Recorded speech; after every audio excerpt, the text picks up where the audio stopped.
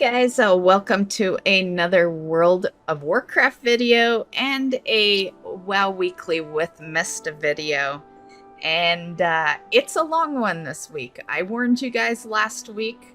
Maybe you thought I was exaggerating, and would I ever do that? Of course not. Of course, I would never exaggerate. But to be fair, I really mean that. It's gonna be a long one, guys. I got a lot of stuff to cover. There's a lot of weekly events this week. There's a lot of stuff that we're gonna go over this week. And yeah, so if you're hungry, go make some food and then come back and watch the video while you eat your dinner. I got one piece of kind of just general Blizzard type news. Actually, make that two pieces. I'll add this extra thing in as well. So 2 pieces of Blizzard news. Let's get that out of the way first, and then we can get into like World of Warcraft. So the first one having to do with Warcraft Rumble. To be fair, I personally didn't even think this game was still going on until I have a viewer who, he's pretty big mount farmer. He usually comes in telling me he's on the, 500th or so queen attempt. and he also plays Warcraft Rumble on the side. And until him, I really, he's the only one I really know that still plays that game. So I didn't even know people were still playing it. But the news here is that it is going to stop getting support. So it is having the same issue that Heroes of the Storm had, which is too bad. I was a big fan of Heroes of the Storm. I loved it. It was kind of the closest I could get to juggling a League style game with WoW. But unfortunately, Warcraft Rumble is, going down that same path.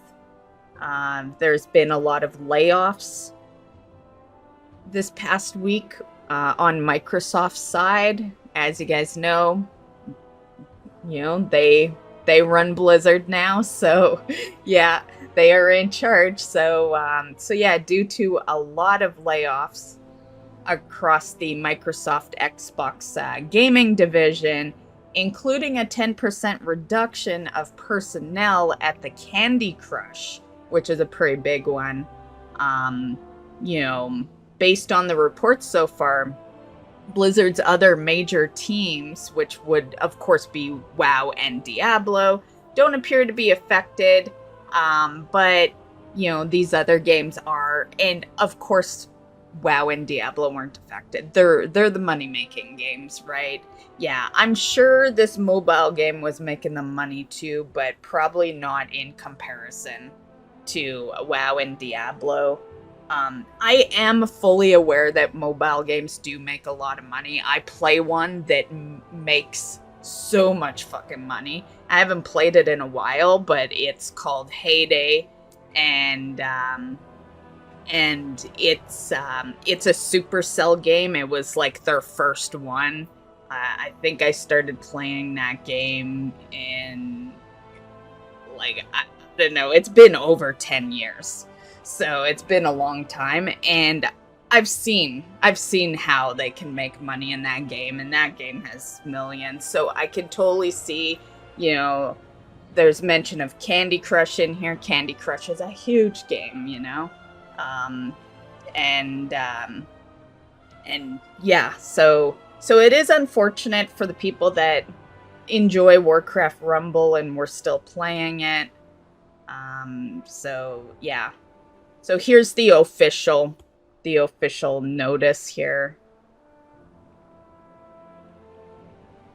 It's a pretty quick one, I will say, because considering it just came out in 2023, this is only 2025, and it's already getting the boot, So I gotta say, at least Heroes of the Storm,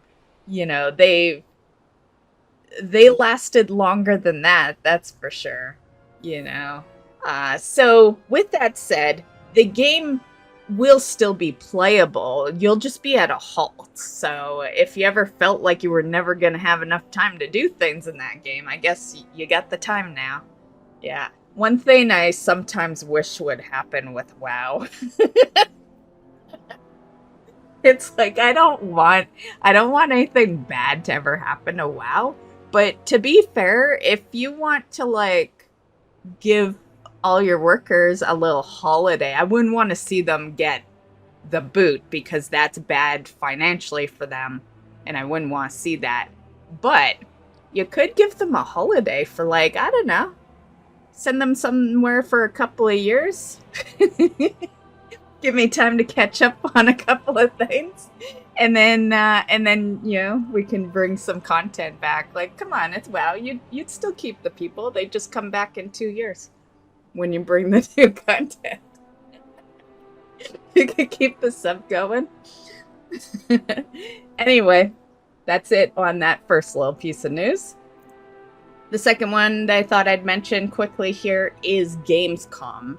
So this one, I initially wasn't going to talk about it this early because it's like, it's still kind of far away, but Gamescom will be going on. It happens on August 20th, and well, actually it's a 4-day thing. So it starts August 20th and then it goes till August 24th. It's going to be held in Germany, and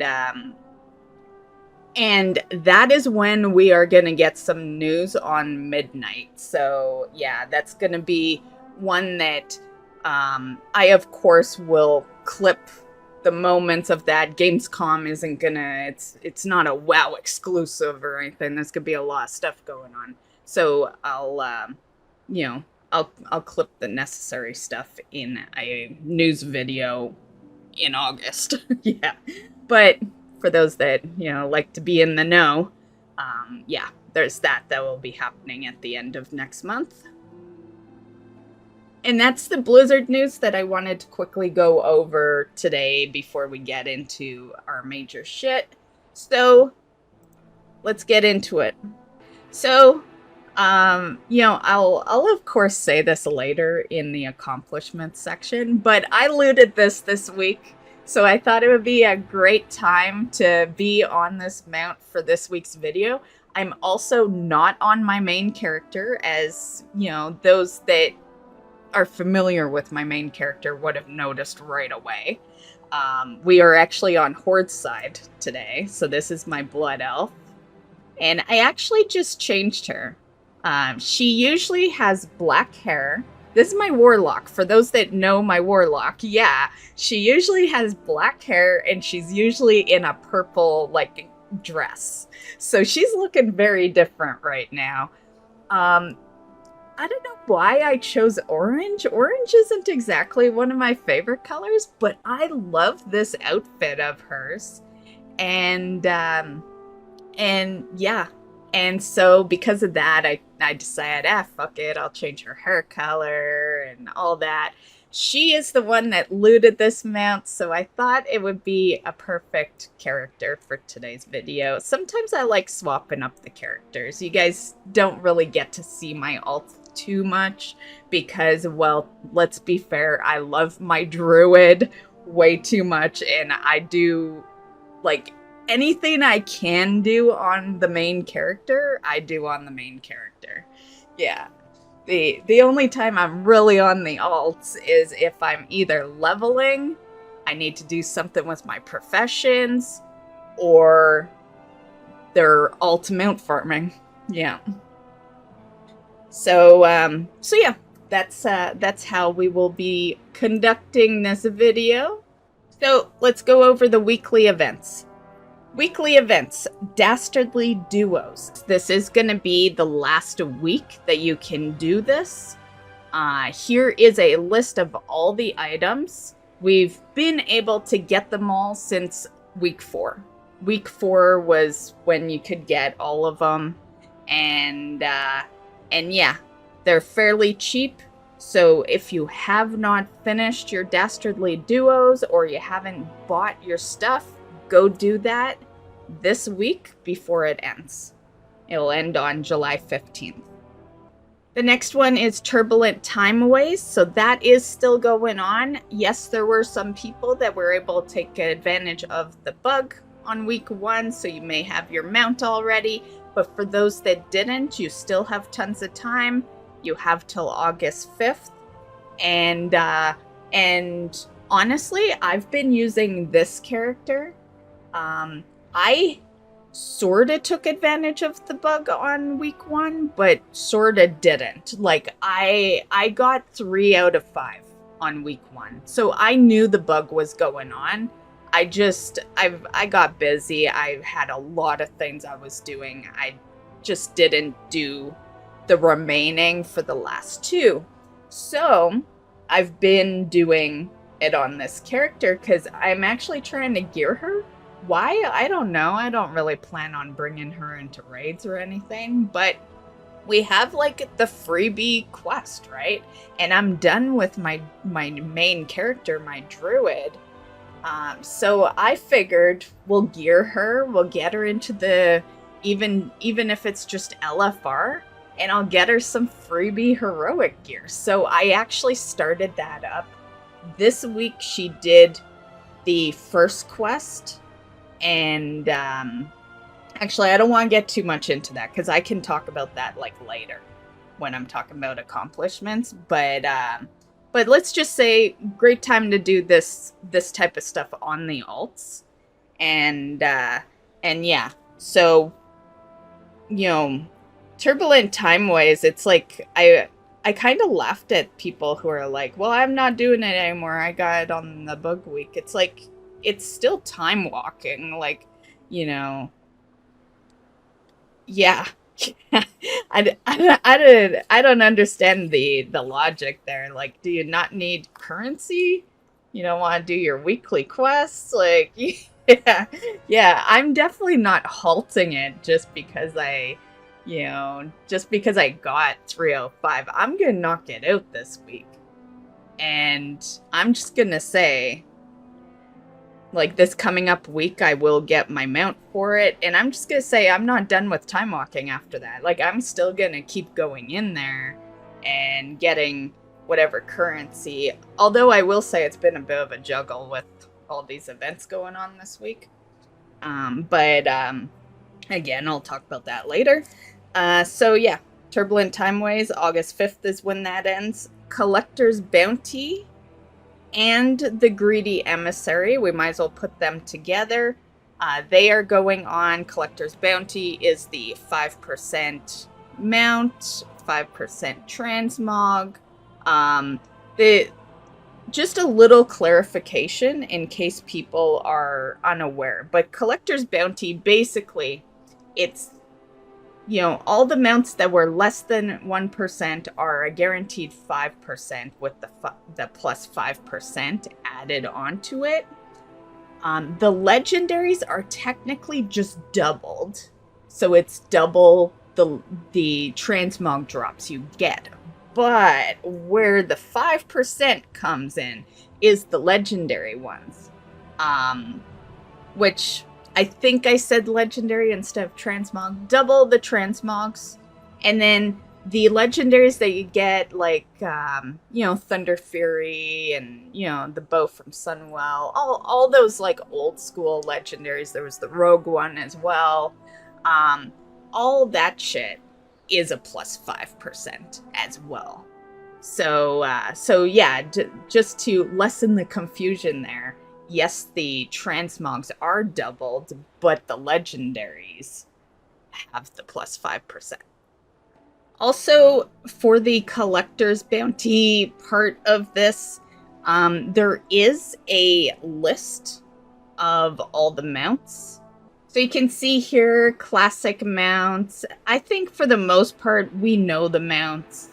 You know, these are all basically the dungeon and raid mounts of Legacy, right? So I think, you know, it's pretty much a no-brainer which ones are actually included.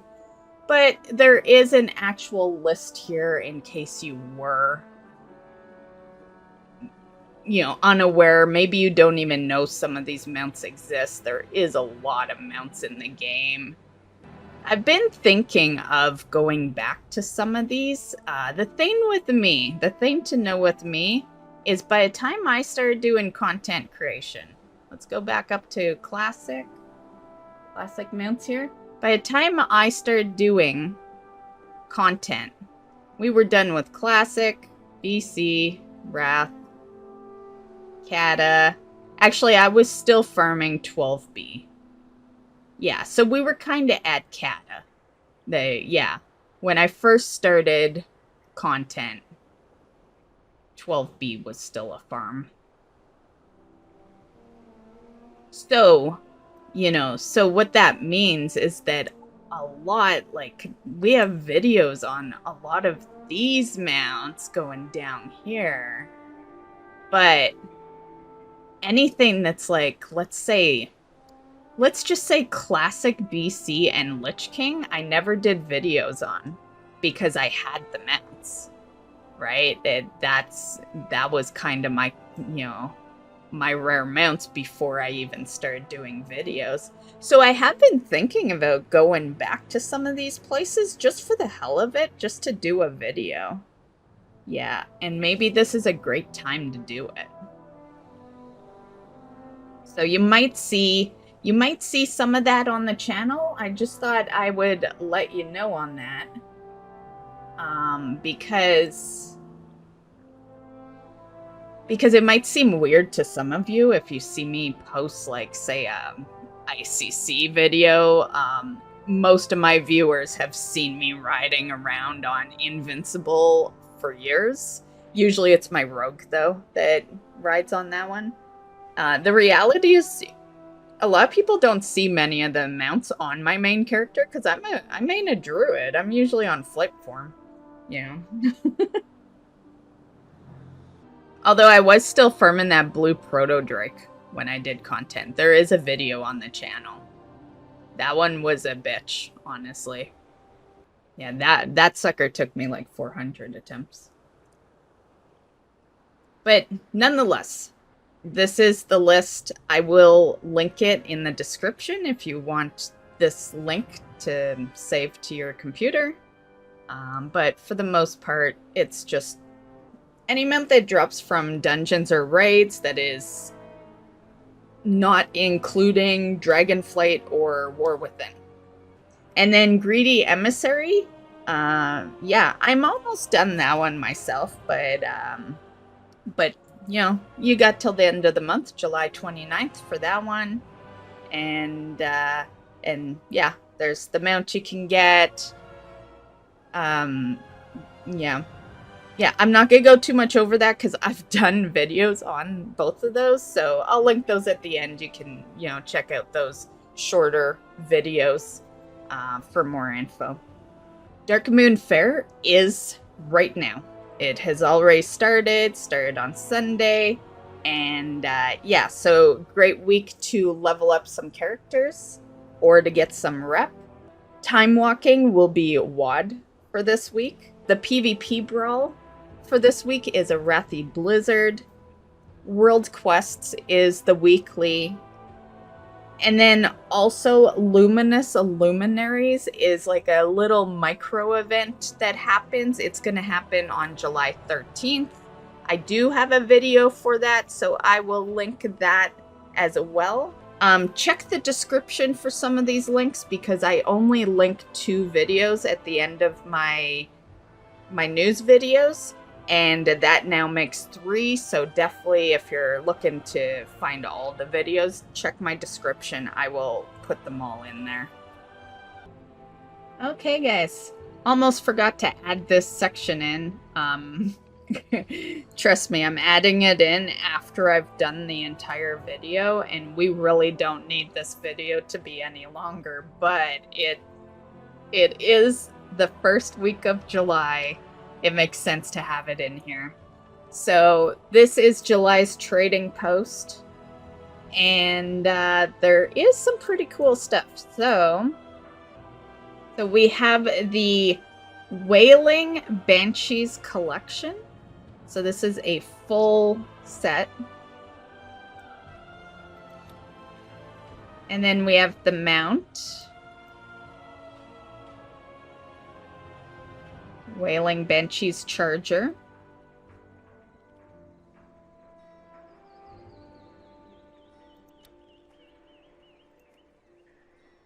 Unarmored Death Tusk Fellbore.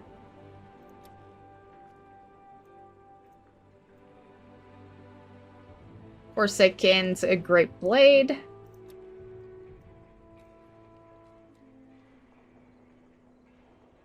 Wailing Banshee's Great Blade. Forsaken's Blade. And Forsaken's Grotesque Mace. I really like this mace. Looks pretty good. And Grotesque Warglaives, Forsaken. Wailing Banshee's Blade. Wailing Banshee's Cauldron.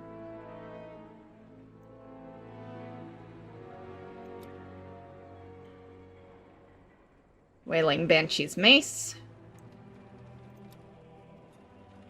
And Warglaives. Dark Ranger Quiver. The Forsaken Grotesque Longbow. Along with a green quiver. Purple bow with a purple quiver.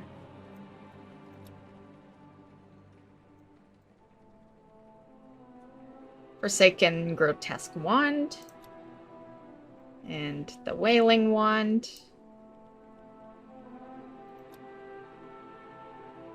Plum Tab. So a lot of purple and green. Purple and green is the theme. Sweatsuit.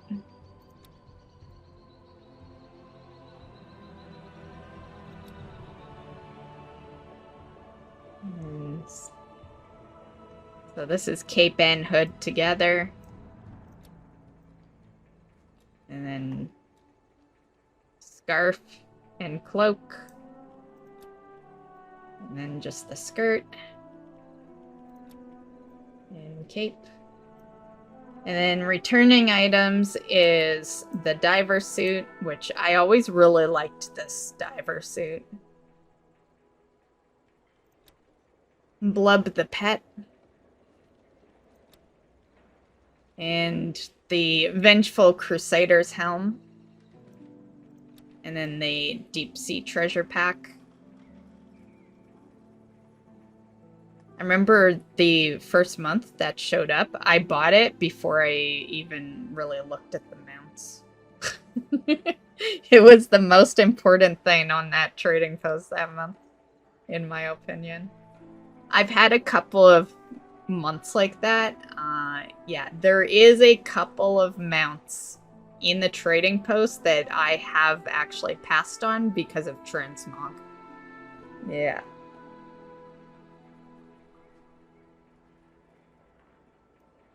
Also worth noting, we have some bonus tender, which is going to save my ass this month. So, yeah. There's bonus 500, I believe it is.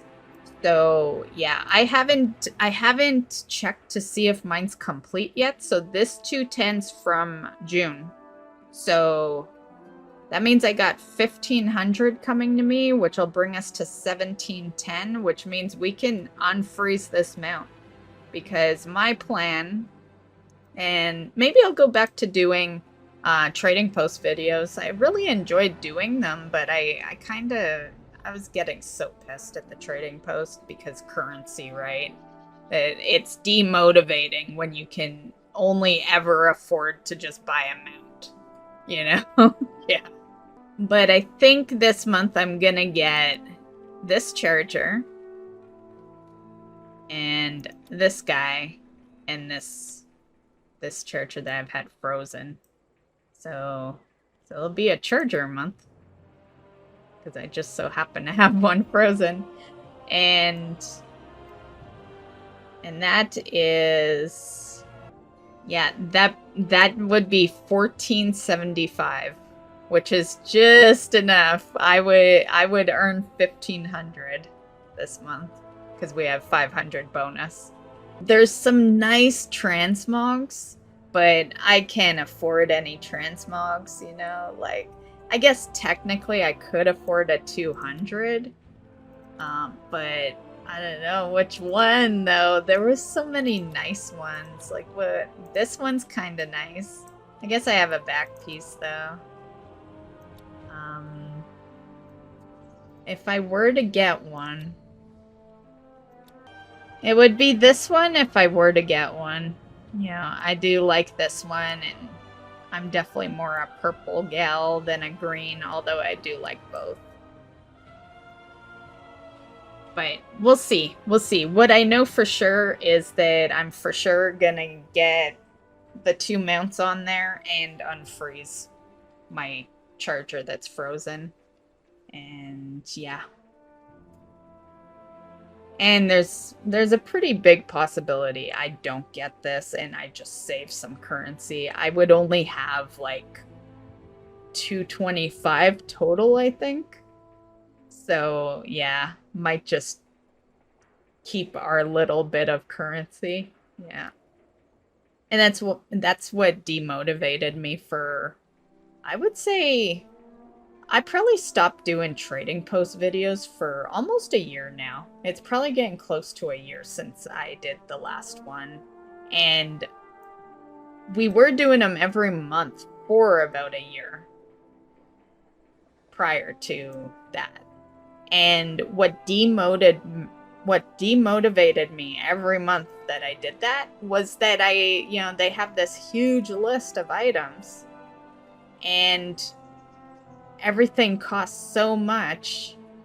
It's really if you're a mount person. If you don't care about mounts or pets, the transmogs are pretty cheap and you earn 1,000, right? Like, yeah, it's good if you're just transmogs.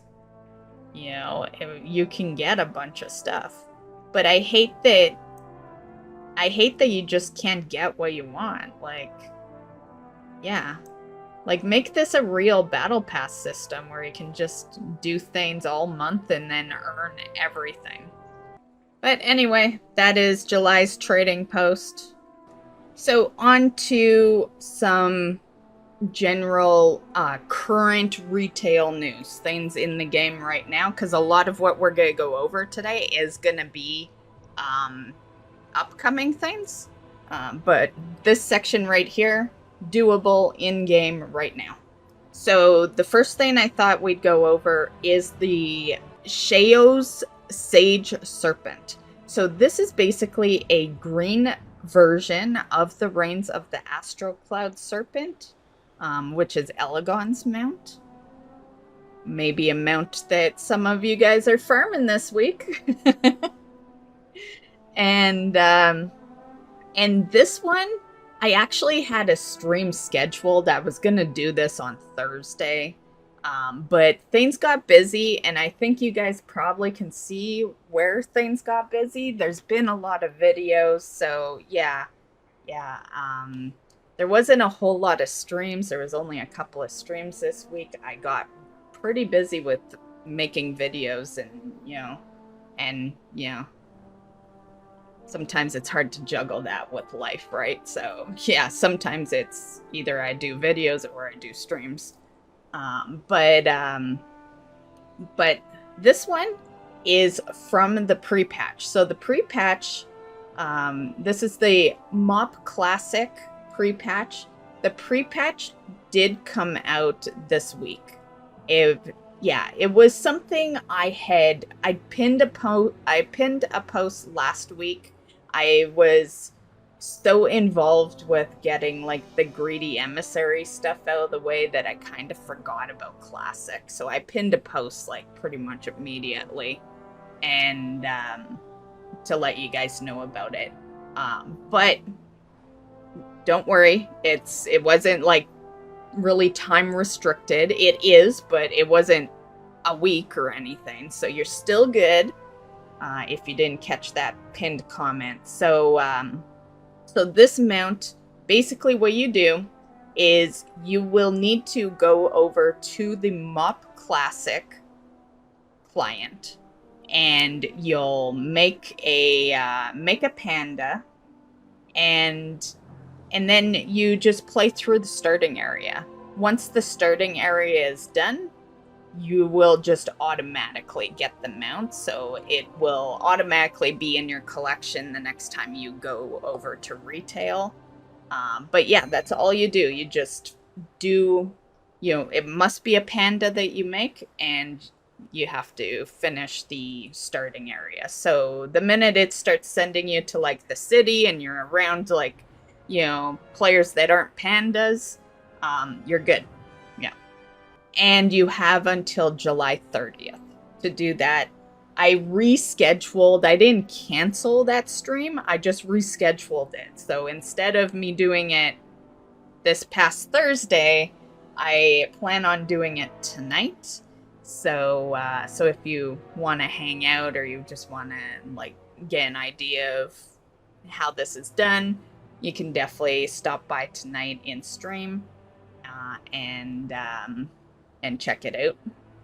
I also thought I'd talk a little bit about the belt this week. So the belt, I believe, is hitting max level this week. We're at 697, I think, right now. I think that's what my belt is. And the max is 701. So I just thought I'd quickly say that, I don't really have anything extra to say, but for those that are unaware, this mount is you get it from purchasing all your unlocks on your Overcharged Titan console.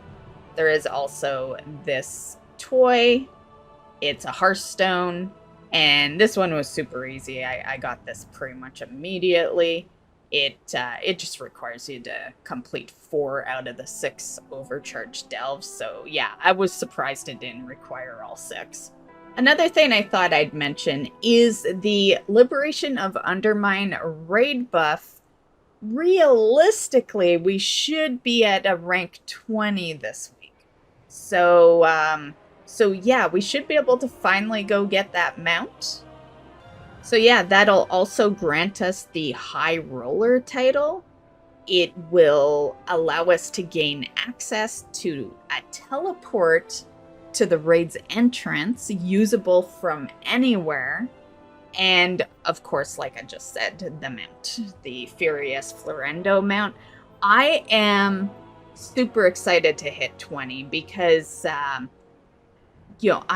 of course, the mount is a reason, but I love the fact that we're going to be able to teleport from anywhere. It does say usable from anywhere, which means I could be over in, I don't know, Darkmoon Fair and teleport to the raid's entrance. And I really like that. I realize I'm not really doing much since I've gone my AOTC and all that, but it's still nice to have.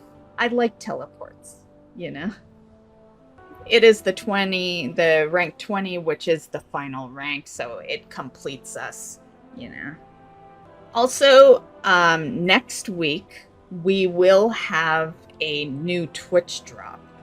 Now, to be fair, I don't know why they didn't do this drop.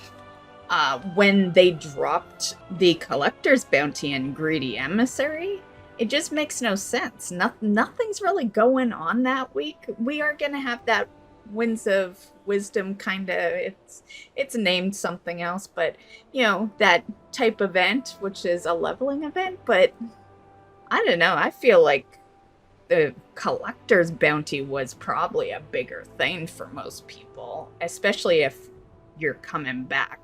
And I think Twitch drops are good for returning players.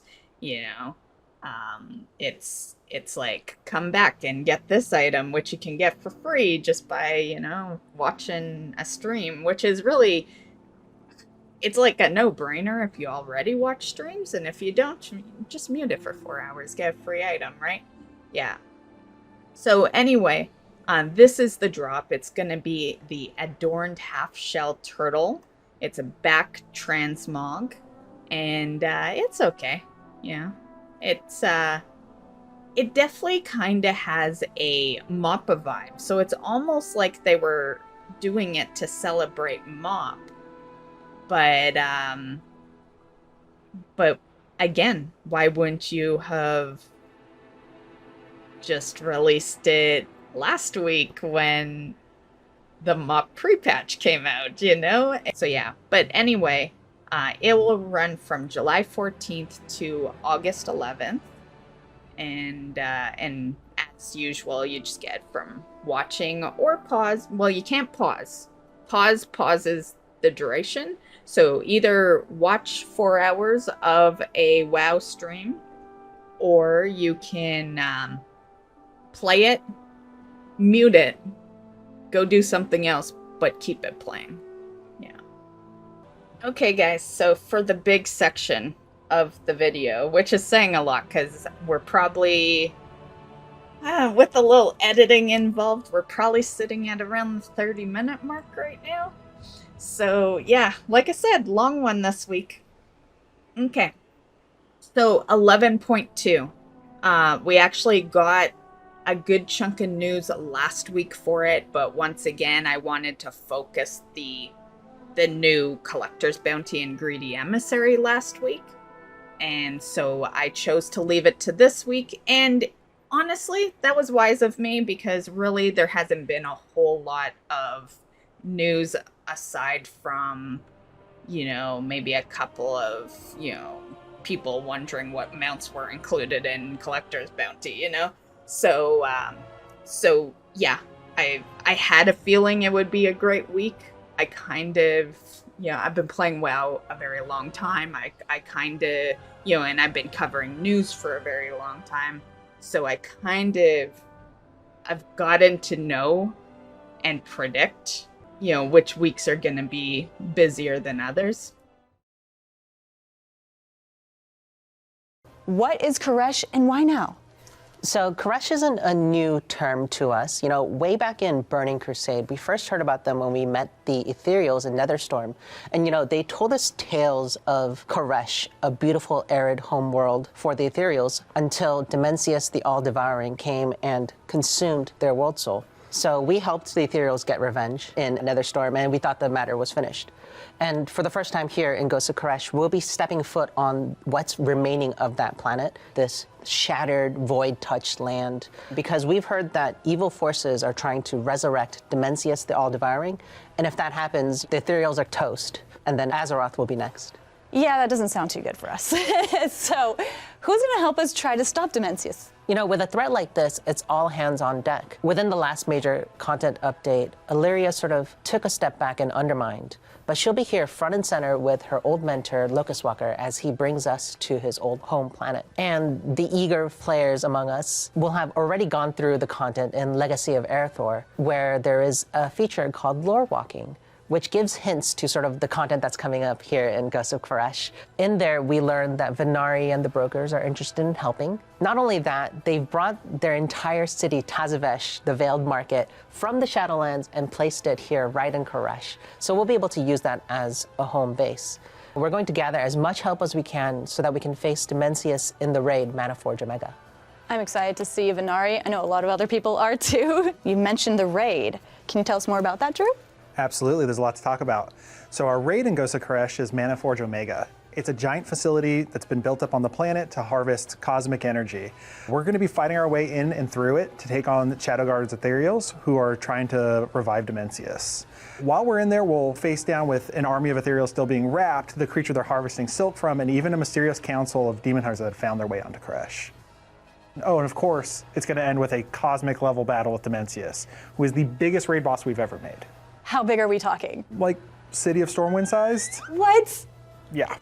Do you have any examples of boss mechanics in the raid? One that I think is really cool is actually our intro. Like I mentioned, this is a giant like mana intake facility, and we're actually going to come in through the pipe where they've taken the mana. We're actually going to utilize a artifact cloak we're introducing in Ghosts of Karesh, the Reshi Wraps, to turn ourselves into energy and trick the filtration system. So our first boss encounter is against a warden that's overlooking these pipes, and we're going to need to go in and out of energy forms to survive. I'm excited for my druid to have another artifact. So let's break down Reshi Wraps. What's the fantasy behind them? We wanted to give the players an upgradable artifact that had a visible component for transmogs, of course, because that's the true endgame of WoW, but didn't interfere with any tier sets. So the Reshi Wraps are an artifact cloak that helps us turn our bodies from corporeal into an energy form. You know, a very powerful person within the campaign helps us gather these ethereal artifacts and coalesces them into the Reshi Wraps. And it turns our bodies into energy form and basically allows us to see the world through the ethereal's eyes. With this, we'll be able to interface with an outdoor activity called phase diving, which allows us to enter untethered space, which is an entirely different way to look at Karesh. It's an overlay that introduces new creatures, new objectives, new world quests, you know, new mechanics. And the cool thing about the Reshi Wraps, it sort of interfaces with so much content across Ghosts of Karesh. You can use it in the open world, you can use it in the dungeon, you can use it in the raid, and in delves as well.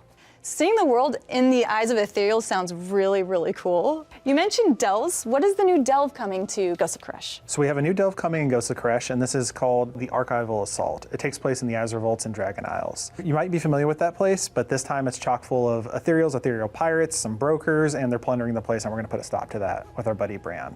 You'll be able to take advantage of your Reshi Wrap to unlock unique challenge gateways. They might have boss rushes or unique challenge rooms and need the cloak to access them. Additionally, we're doing a little bit of a social feature in here where you'll be able to see your friend's presence. They might be able to leave you messages. You see their ghost running around where they died, maybe. What?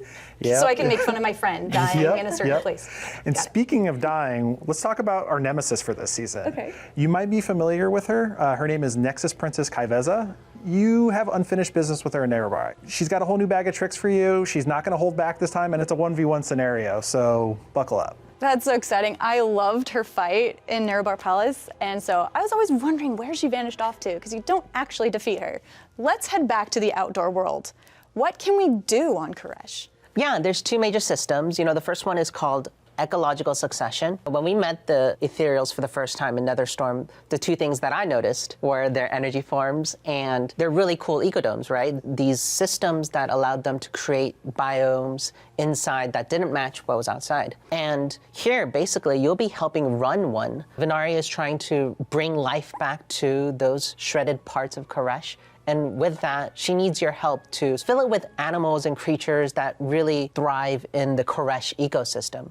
What this means is that she'll ask you to go back to previous zones, get animals, and experiment and see if they can survive in the Karesh ecosystem, and then release them to create a thriving ecology. Think of it as like a void Jurassic Park, where you're just sort of like trying to make sure that this beautiful place can thrive. The other feature I want to talk about is phase diving. I already mentioned it a little bit when I was talking about the Reshi Wraps, but it's basically an overlay across all of Karesh, where you get to switch to energy form and enter untethered space to access a whole slew of new content.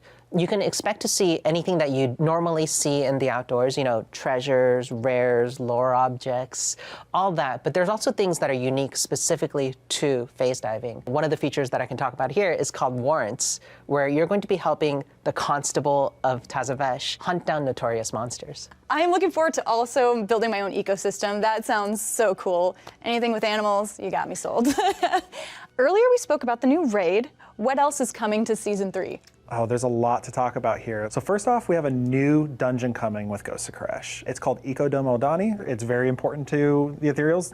It's a 3-boss dungeon. We're going to be fighting through devourers, invading one of these places, eating some of the wildlife Steph talked about earlier. That's bad. We're also going to be fighting off a force of wastelanders that have taken over this place. We're going to fight our way through and figure out why they want this place. One more note with this dungeon is it'll be immediately available on normal, heroic, and baseline mythic with the update on Ghosts of Karesh.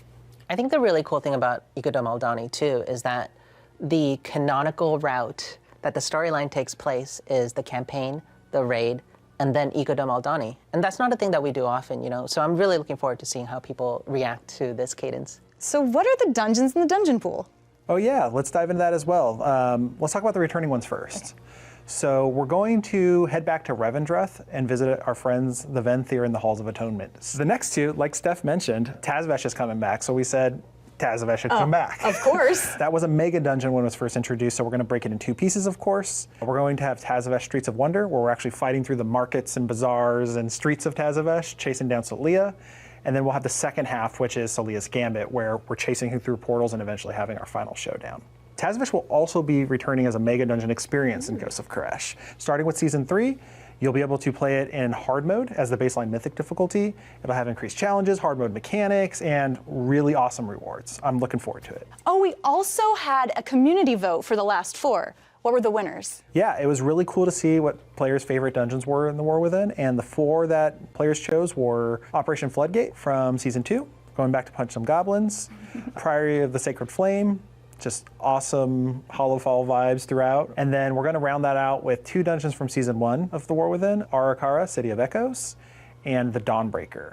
Just quick note for the Season 1 dungeons, we are going to take a pass, on the visuals, the combat pacing, the cast times, the number of abilities even, to make sure they're aligned with Season 2 dungeons. Are there any other important notes for players to know about for Season 3? Actually, not directly Season 3 related, but on the day of the update for Ghosts of Karesh, you're going to have access to non-bountiful delves, and all Season 3 dungeons for heroic and mythic, baseline mythic difficulties. That means there will be Season 3 tuning in there, but also Season 3 rewards. You can get yourself a head start. Of course, Mythic Plus and the raid will open the following week, but you should have plenty to sink your teeth into on day 1. And oh yeah, one more thing. We've heard feedback for a long time now about how dungeon checkpointing works, especially in like Mythic Keystones where your timer's ticking down and whatnot.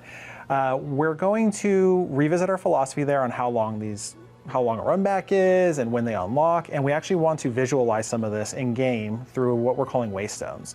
So as you unlock checkpoints, you'll have an icon on your map, and you'll also have these stones that warp in and show you, if I release, this is where I'm coming back. I don't want people asking that question anymore. That is so exciting because I can't remember for the life of me every checkpoint in a dungeon, so thank you guys. And what about class sets? Yeah, there's new set bonuses to talk about as well. In Manaforge Omega, we're trying something different with the set bonuses. Up until now, they've been focused on your spec or your class. With this update, we're actually going to target your hero talents. So in my case, I play an Arms Warrior, I play Colossus. I'll have bonuses targeting Demolish, but I'll still have spec hooks if I'm like a Prot Warrior versus an Arms Warrior to make sure that they're still competitive. We got you on the spec level, but we're targeting hero talents. Oh, that sounds really cool. Yeah, and players can look forward to a lot of class updates as well. A lot of talent updates for specs such as Brewmaster Monks and Unholy Death Knights. Now, along with Season 3's PvE content, there's also a new PvP season. There are several PvP talents that are being updated as well. And for those of us who like outdoor world PvP, there is an entire island called Vanquisher's Wake. I'll be avoiding that. And I'll be there. Yeah. Of course you would. Before we wrap up, what are you both most excited for in this update? For me, I'd have to say it's Dimensius. That's going to be a cosmic level encounter. There's planets blowing up. It's awesome. Huge laser beams, you name it. Additionally, I think we have a really awesome dungeon pool this season. I'm excited for players to check out Tazvesh hard mode. I am also really excited about Dimensius, like such a glow up from the blueberry that he was before. Baby blueberry. But the thing that I'm most excited about, we're in The War Within, and The War Within is part of the World Soul Saga, a trilogy of expansions that, interweave their story all throughout. And so the campaign and the story within Ghosts of Karesh will matter so much more to the next expansion than it has ever done before. I'm really looking forward to seeing how players go through the campaign and absorb the story. I'm excited for everything you guys have mentioned. That's Ghosts of Karesh, the void-touched major update coming to The War Within. Thank you, Steph and Drew, for hanging out with me and putting all your hard work into this update. And thank you all for watching. We'll see you in Karesh. Okay, so here on screen is the Raid Renown track for the Manaforge Omega raid. Okay, so you can see auctioneer and vendors unlocked. Some silk unlocked here. Teleporter.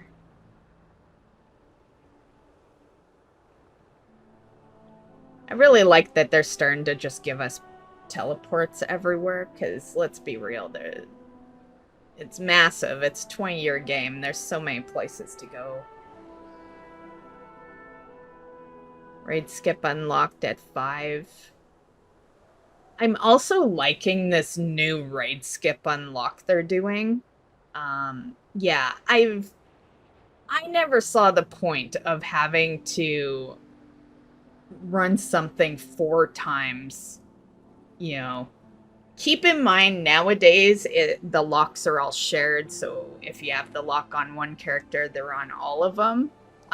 A video I've been meaning to do, so, you know, either you will have already seen it on the channel, or you'll see it after this video at some point, because I've been meaning to do that video.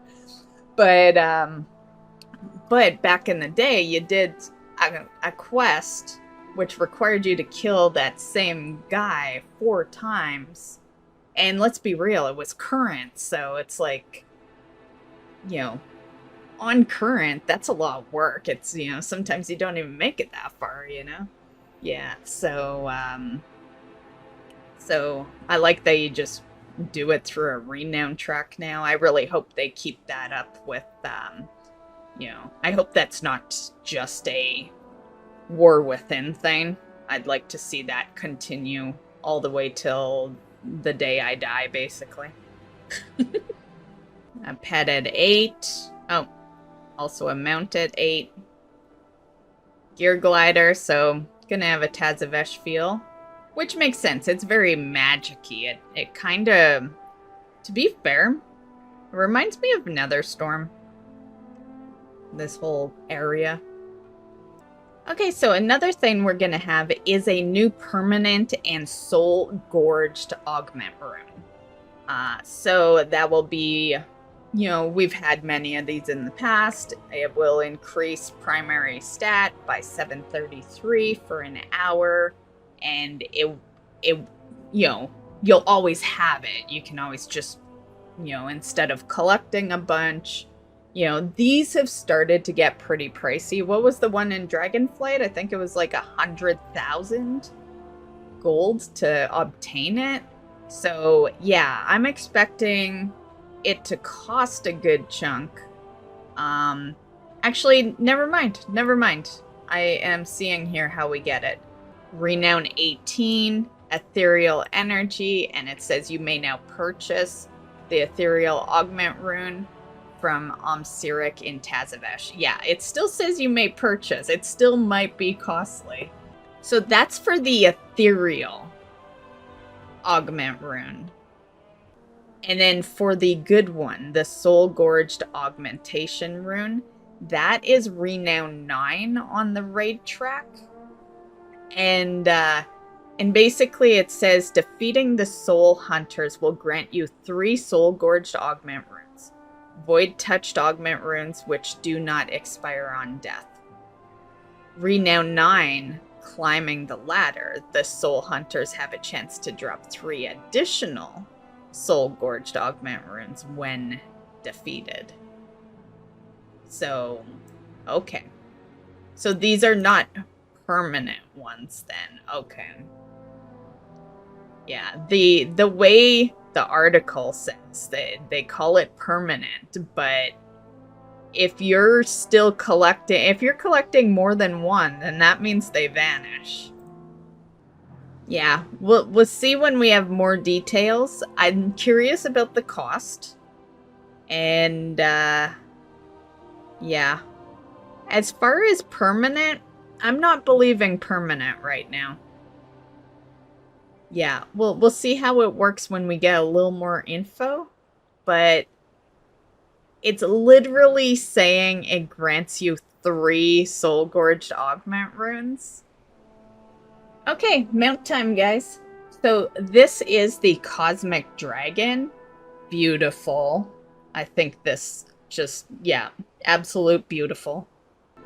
So this guy comes from the Mythic raid. Okay, so this guy is the Translocated Gorger. He drops from Devour Swarms, which will be out in Tazavesh. So this is Sitharb's Last Lunch. It drops off a rare called Sitharb, and he will be out in the Karesh zone. This is the Royal Voidwing, and this is going to be our heroic raid mount. For those that are new, every expansion on the last season, the last raid of that expansion, they do a thing where you can it's kind of like a freebie mount, more or less, if you're a raider. And basically you go kill the last boss on heroic, you'll get a quest, and then you just hand in that quest and you get the mount. If you're not a raider, there are some groups that like sell it, but yeah, it's a lot of money. So I guess it depends on how much you want this mount, how much you care about your mount collection. You know, I think there's some mounts that are kind of worth buying and some that aren't. I can't really say if I would. Like, I raid, so I'm gonna get this mount, but I don't think I would buy it, actually. If I didn't raid, I have a mount that looks pretty much identical to this, except it's not armored. That's the only difference. And that would be, I think it was the BFA quest mount. To be fair. Yeah, I'm pretty sure it was that one. Yeah. But nonetheless, this is the AOTC mount. So for those that are new, that's what it's called, AOTC. You may have heard me mention it in the past, but it's only like AOTC to pretty much every raider out there. It just means that you killed the last boss before the next tier. There is no next tier for this expansion. The next tier brings you into a new expansion, right? So that's why you get this mount, right? That's why that quest exists. It's like, yeah, I think you get the gist. But I thought I'd explain it a little more for like new people or people that just haven't been part of the raiding scene. That's how it works. Those are the AOTC mounts. Sometimes they're worth it, sometimes they aren't. Personally, I think the last good one they did was the Legion one, which I'd have to land to show you it. But, yeah, to be fair, I can't even remember the name of it, but it, yeah, either or. That's a long time ago for Legion to have been the last good one. The rest have been kind of just mediocre, I feel. This is the Cinder Seared Elec. I'll just move him over a bit. And this is a trading post mount. But he looks pretty badass, honestly. Like, I like that they do put good mounts on the trading post. You know, I really thought that the trading post would just be a bunch of shit mounts, just a place to make mount people happy about a number or something, but they do a good job on some of these mounts. This is the Legion Forged Elec, also trading post. This is the Thunder Ridged Elec, also trading post. I like this one the best. They all look amazing, honestly, but, you know, I'm a fan of, you know, pink and purple. I do like blue. I do like red. I like all of them, I guess. I'm iffy with, like, yellow mounts. That's where I get a little iffy. But some aren't bad. Here's the Void Raised Elec. And actually, I really like this one. It's got the purple. It's got some red. Yeah, actually, I really like this one. This is XY's trusty gear glider. Not sure where it comes from yet. But I think we can take a wild guess and say Tazavesh. This is the Vandal's gear glider. It says it's going to be purchased on a vendor. It says for 500 currency, but it doesn't say what kind of currency. So I'm sure there's going to be some sort of daily stuff we're going to have to do to gain a currency that clearly we probably don't gain a whole lot of, because 500 is a pretty low amount. And that's probably how you buy it. Yeah, it is out in the Karesh zone. And this Fellbat is the Gladiator mount. So for those that go after Gladiator, yeah, and that is beautiful. If Gladiator wasn't so tough to like go after and so time consuming, it's like I already struggle to get my M plus kind of done with my content creation, my streaming, my mount farming, and like, yeah, I have a really tough time sneaking heavy duty PvP in. I do casual PvP, but yeah, like I never have the time to commit to Gladiator. Yeah, so yeah, but I wish I did. I would totally go after this one. This mount is beautiful. I love it. I love the decoration on it. Yeah. So, this might look familiar. These are going to be some Headless Horseman reskins.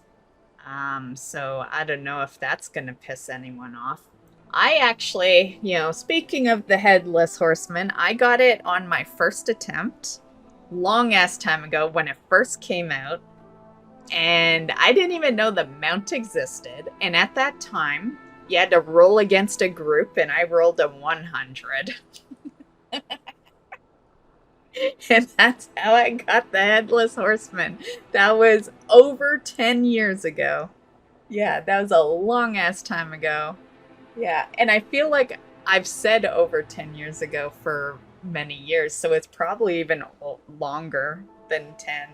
Yeah, like I said, it was when it first came out. So yeah, I've had it for a very long time.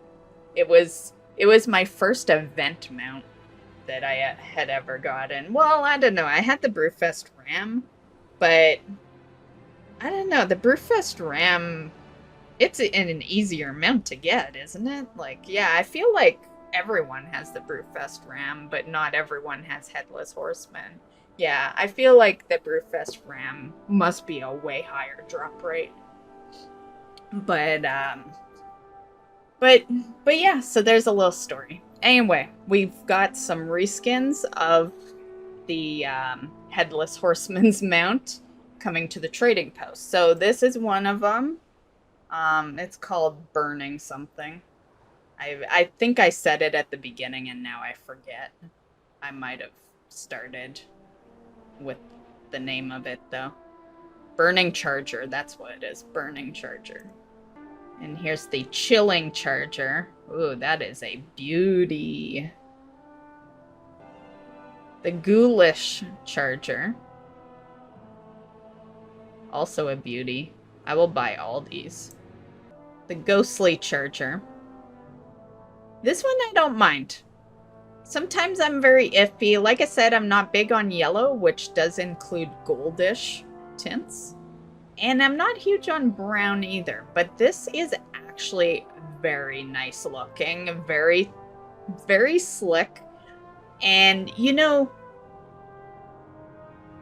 I don't understand the people that are upset about reskins on rare mounts they may have, because the reality is these are updated models. These look so good. You know what mount they need to do reskins of?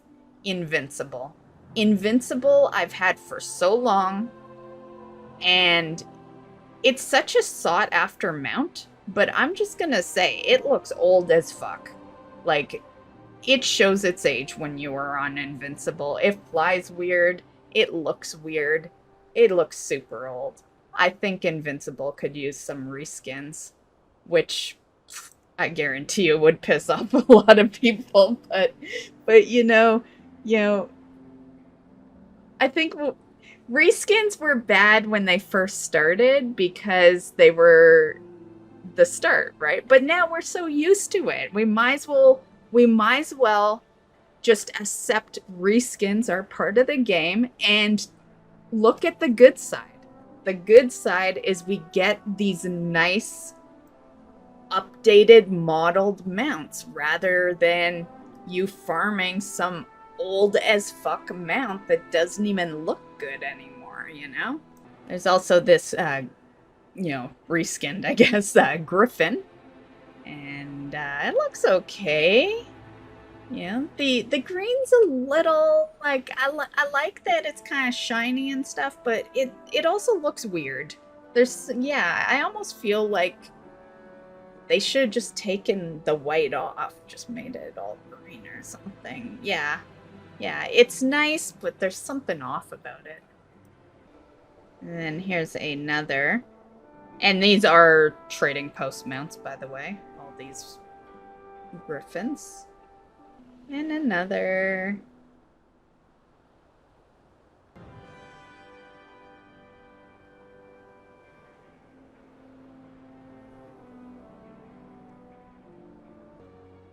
This is a reskin Breeze Strider and also trading post. He's not bad looking. I do like the little bag of crystals he seems to have. But aside from that, I don't know. I think he's just going to be a mount for the number as far as I'm concerned. Okay, so this is the Azir Void Flyer.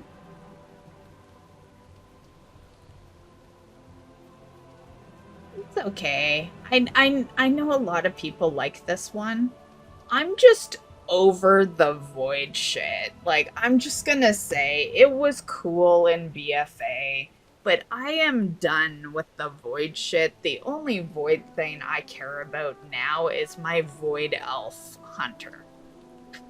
You know? Like, I don't actually use any of these Void mounts, and yeah. So it's nice, but, you know, it's one of those mounts that I'll just get because it's part of things I do anyway. So, yeah. So this is the Participation Award one. I like to call it that now because we have 2 KSM mounts now, whereas before we used to just have 1. So, yeah. So this is the lower rating one. And then we have the Scarlet Void Flyer. This one definitely has better coloring. Like I said, I'm over the Void shit. At least this one's a little less bluey, you know? There's still blue on it, but yeah. Yeah. Would I use it? No. It would just be for the collection, but yeah. I don't know. Like, to each their own, but I don't want my mount to be, like, humanish, you know? Like, yeah. Yeah, I think that's the part that's setting me off. It's like, I'm the one that should look like that, and my mount looks like an animal, you know? Like, yeah. So here's another Terror of the Night. So interesting that they made one that's, you know, from the sounds of it, easier. So this one's from an achievement called Vigilante. I could look up the achievement, see if we have info on it. Let's see. Okay, this is what I found. So no comments yet, because, well, I'm sure no one's looking into it yet. Yeah, I'm definitely the person that looks into things that have no comments. I've been the first comment on a few things. But as you can see, complete all warrants in Karesh. So it does seem to be, you know, maybe it's kind of like a world bosses in a sense, where you gotta wait like a week for each individual one to kind of be out. I could see this being an achievement that takes a while to get because it does give you a mount. It does look like it is, if we just do this. If we look over here, we can see it is part of It is the third part, so if I scroll... Actually, you know what? We can just mouse over that. Make it a little easier for viewing here. So, Moonlighter is showing... Okay, I see. Yeah, you get 1 for completing 2. You get cash for that. And then we don't know the reward for the second. I almost guarantee you it's like a pet or something. And then Vigilante. Oh, I just exited out of the game. I was worried that we were probably due for moving soon here. That's okay. One sec, guys. I'm just gonna get my character back in the game.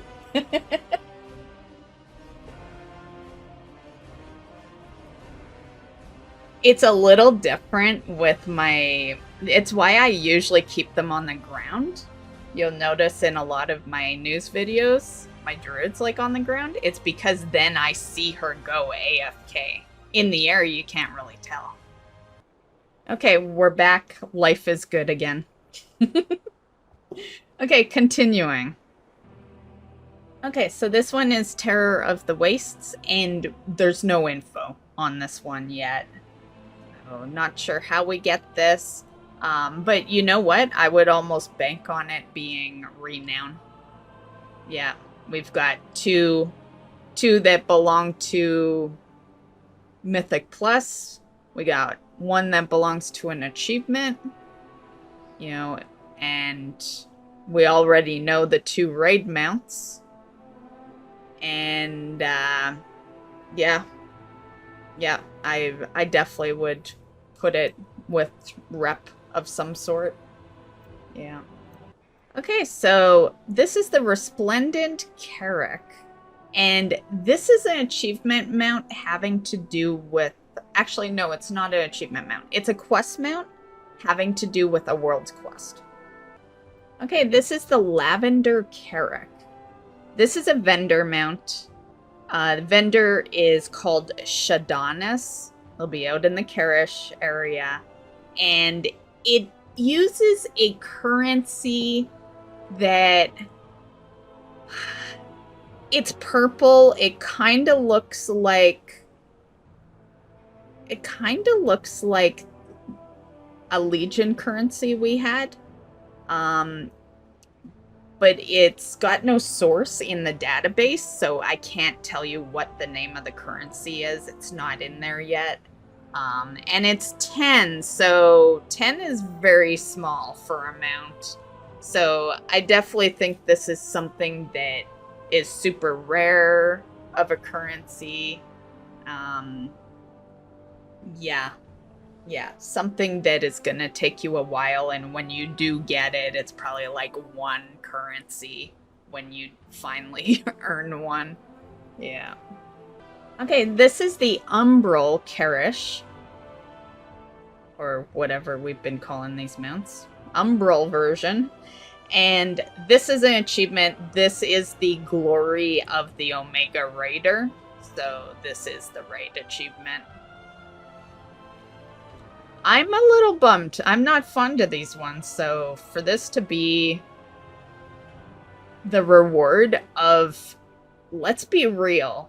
Those achievements are rough, especially if you do them in current, because not only are you having to do like the mechanics to kill the bosses, as you usually would, but then you have this thing that you gotta do before you kill the boss. And I'm just gonna say, sometimes taking longer to kill a boss really fucking hurts ya. Yeah. So I would expect better out of a glory mount. Cannot say I'm impressed with this, considering the source of it. Yeah. This mount doesn't have a name right now, so it also has no source. This one also has no name and no source. And this one also has no name and no source. With that, so this is the Delver's Mana Skimmer. And this is honestly beautiful. I love it. Yeah, it's... I've only really liked 2 Delver mounts. The the current season 1 if you kill the Nemesis guy to get the golden look. Only if you do that. And then this one, which I'm sure is going to have some amazing extra stuff from the Nemesis. Yeah, but as a base mount, like, let's be real, the average person has the base mount, right? So yeah, I really like that they kind of went all in on this one. This one looks really good for a base mount look where you don't have to do things to get it looking like this, you know? Well, you do, but it's like, you know, the average player can get this, right? So yeah, very nice. So this sucker, this guy might interest you guys. This is the Brewfest Bomber.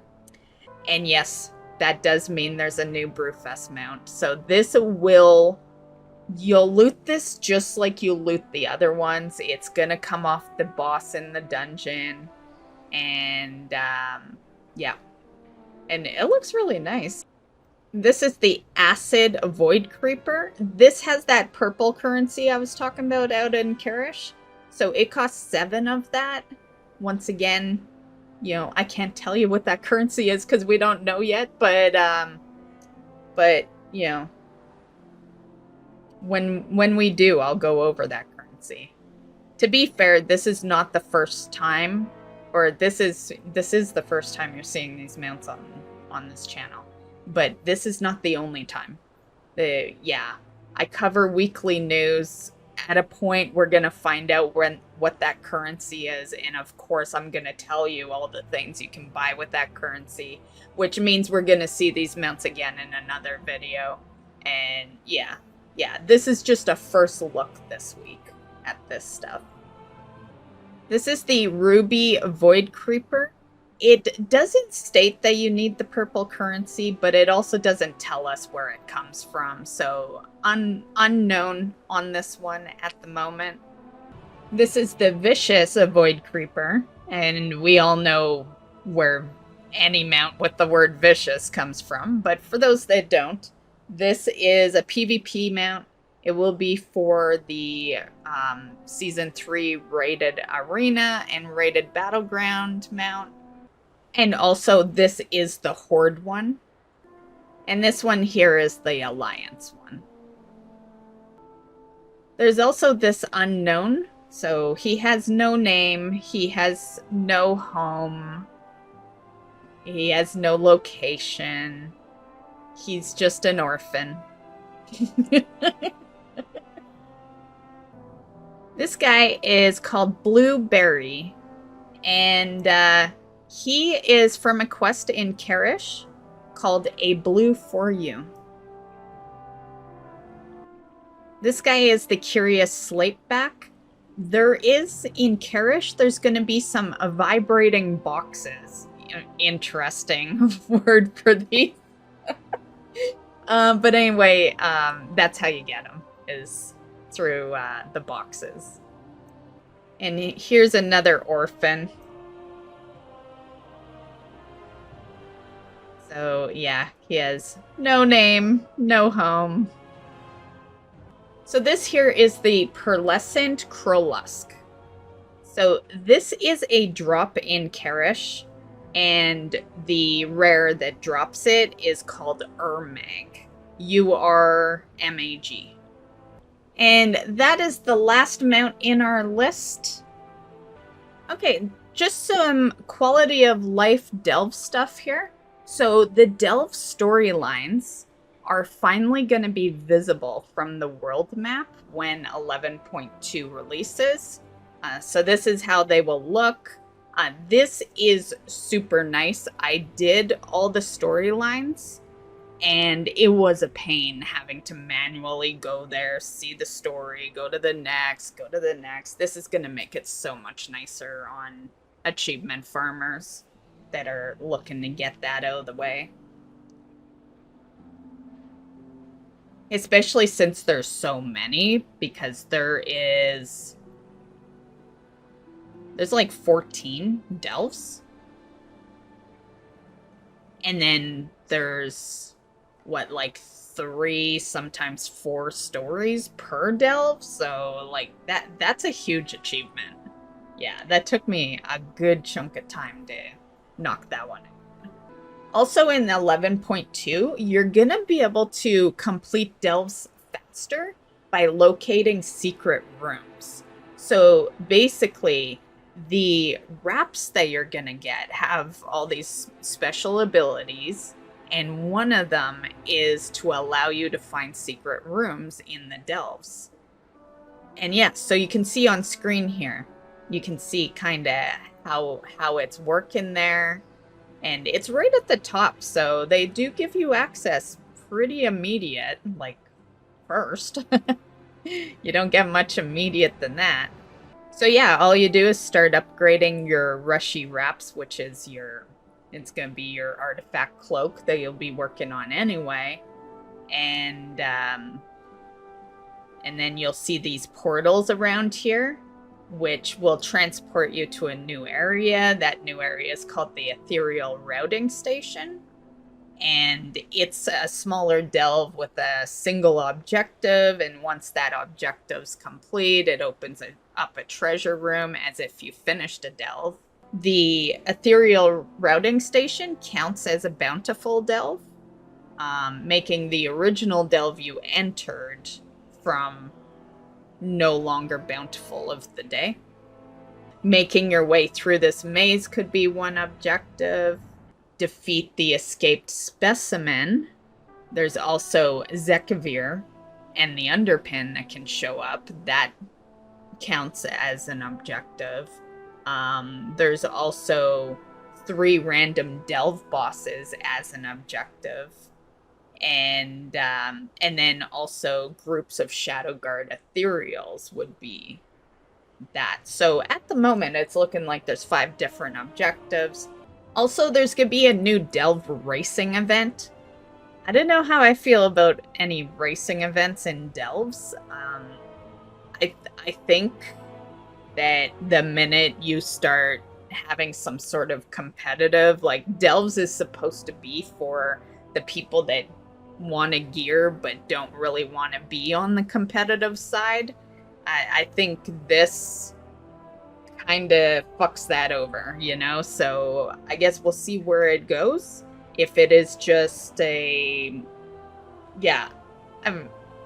if it forces you into something like rewards are part of it, blah, blah, blah, then I think this is gonna kind of piss people off that truly love delves, because I think a lot of the people that like delves are people who don't raid, don't M+, and that can be for various of reasons. Maybe they don't want to raid or do M+, or maybe they just don't have the time to do it, or maybe they just don't want to deal with the toxic environment that comes with that, because let's be real, raiding I feel has gone a little better over the years, but M+, super toxic, you know?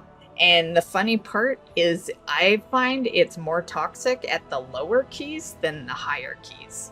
Yeah, so you know, this kind of, but let's read more, see if it's as bad as it sounds. So there's going to be a new event that is, they call it a friendly race between the Horde and the Alliance.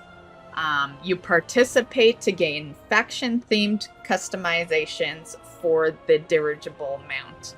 So right there, a major a major reason to do it. Yeah. So how do we do it? You go to the Delvers headquarters in Dornagal, and you'll see a flag next to Bran.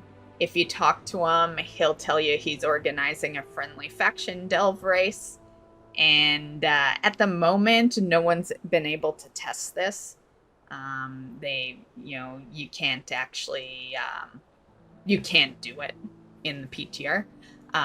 But it does look like it's a competition between which faction can complete a certain number of delves first.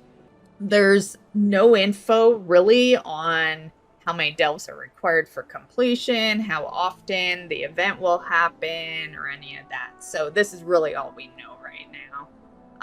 As for rewards, there is some customizations. So this is the Alliance decal and the Horde. So to be fair, not a biggie, I guess. You know, skins aren't mounts. It's the same reason I kind of hated Dragonflight for mount farming, because it was all dragon riding skins, and those things don't count. They don't count as mounts. They don't count in your mount collection. They're just skins. So I guess I'm okay. You know, the only thing that forces a person like me is the achievement itself. But the skin, like, let's be real, we're in the expansion and I'm not even riding around on the Delver vehicles. I've never hopped on a single one of them. You know, I just collect them and they go into the collection and they're done. Yeah. So, you know, to get a skin, I'll still probably do this just because I do everything anyway, but I think if you think similar to me, you could probably skip this, you know? Like, if you don't totally, you know, want to, you know, but to be fair, it sounds like it's something that tracks on its own. You know, I don't think you're really going up against the Horde in a race. I think it's that maybe there's like a week where on the calendar maybe it'll say Delve Racing Week. And then that week maybe the game tracks all the Horde delves and the Alliance delves. So maybe there's nothing you really have to do. Maybe it's just auto-tracked, you know? You do have to talk to Bran to be part of it, though. So I think you probably would do that. Bran puts you kind of in there, and then your delves are being tracked into the leaderboards or something. That's kind of how I'm imagining it in my head right now, because we have no info. So I'll, you know, don't take this as confirmed info. I'm just making shit up here. But once we have like legit confirmed information, I'll for sure let you know. At the moment, we just know there's going to be a Delve Racing event, and these are the rewards along with the achievements called with flying colors. So next we have an interesting Tazavesh thing. So in Tazavesh, you might remember the first boss, Zofex. He's the first boss. You'll know him. He's like right when you enter the room. You know, right, yeah, the first room you enter. So the thing to know about this guy is he stands in a room full of portals. And you're probably thinking, oh, these are for the M+? No, not at all. These are portals to your 4 bountiful delves for the day. So you no longer have to even look at the map. You just go to the portal room and just, you know, I don't know, work left to right. So I think that's great. I think that's a great idea. I love that idea. And yeah, that's very cool. Now we just need a portal room for all the raid portals, right? Yeah, we've got the portal room for M+ dungeons, and we've got the portal room for delves as of 11.2. Now we just need a raid portal room, and then we're good. Okay, so next dungeons. So we have the Season 3 Mythic Plus rotation here.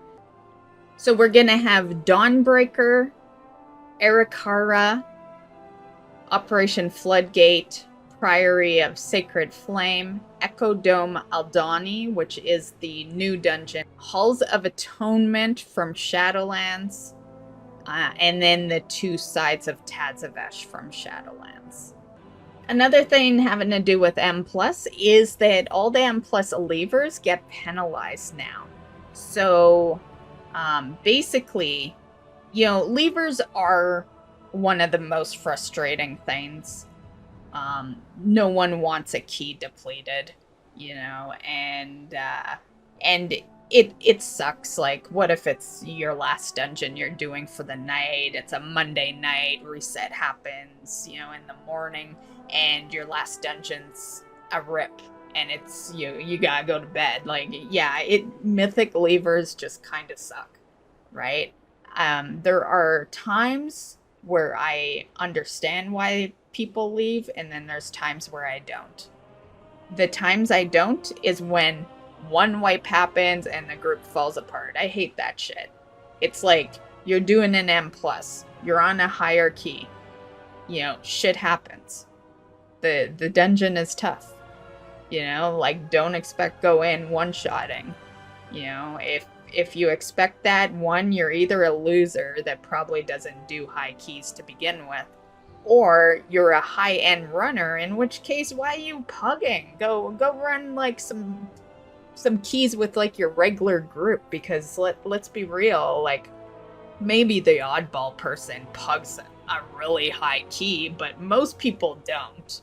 When you see, like, 20 plus keys in there, it's like one. Yeah, most people have legit groups that they run their M+. Like, the pugs are more for, I would say, a mythic 2 key to, like, a mythic 15 or something. That's like your pug range. Yeah. Anyone doing keys higher than that are typically in a Discord with a legit team that they run with pretty strictly all the time.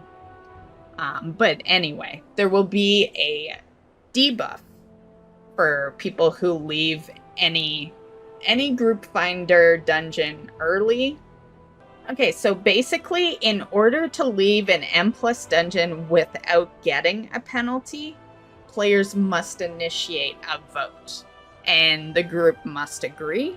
If a player leaves without a successful vote too frequently, they will be marked as someone who leaves often in the group finder, and then marked players can lose the mark by successfully completing the dungeons and using the vote system properly. Now, I will say, people go in with friends, so the voting system could really... In most cases, I think the voting system does work. But there are some cases where the voting system wouldn't work. There are different good and bad people in Mythic Plus, but I do hope that system does work. And yeah, that's all I got to say on that one. Dungeon checkpoints. So there's been something introduced in 11.2. It's a new visual way to display the checkpoints. Now, I like this idea because I'm just gonna say, I've had a few moments where, like, say I die in an M+, especially a time dungeon, right? Where I die in an M+, and I'm kind of like, do I release? Would it be faster for me to release, run back, or am I gonna release and be like way back at the fucking beginning of the dungeon and then the group's waiting for me? So this does solve some things if you don't know where all the checkpoints are. Yeah, because the checkpoints, like, they don't really matter in normal and heroic or even M0, but when you're in a timed dungeon and a fight's going on and you can, release, sometimes it is better to actually release and just run back so that the group can keep going on, especially if you're, well, actually, I was gonna say especially if you're an important character, but if you're like a tanker heals, chances are the whole group went down at a point. I don't think you could run back fast enough to save that. But point is, some waystones would be nice. Yeah. That way you at least know that's that's where you're gonna, that's where your characters go revive if you need to. The next thing I'm going to mention, I just want to make it very, very clear right now that this is a teaser. It's not confirmed. Nothing is confirmed with this, but it was a point of conversation this past week, and so I thought I would cover it. That is the topic of Void Elf Demon Hunters. So this was teased in an 11.2 Karesh side quest. So there's a side quest where it explores the agreement between an Illidari and a Void Elf. And it tries to set the stage for like a Demon Hunter class fantasy. And it hasn't been like the full quest line wasn't able to be done. They're not allowing us to see the full quest line yet, but the introduction to it takes you to a Void Elf camp that's out on Karesh, and the leader, Magister Umbric, has you ensure the safety of his apprentice, Leona Darkstrider, and Leona has an alliance with Adaris Duskblade, who is a demon hunter. And so, according to Adaris, he and Leona have come to agreement. The Void Elf will learn the ways of the Demon Hunter, and the Demon Hunter will learn to wield the Void, is what it says. And yeah, so that was kind of like the teaser. So after that, the Void Elf agrees to teach more of her fellow Void Elves the customs of the Illidari. And then, for those that didn't know, there is a Void-themed Demon Hunter in the raid. So, like I said, this is such a long shot, guys. This is such a long shot for, it would make sense, though.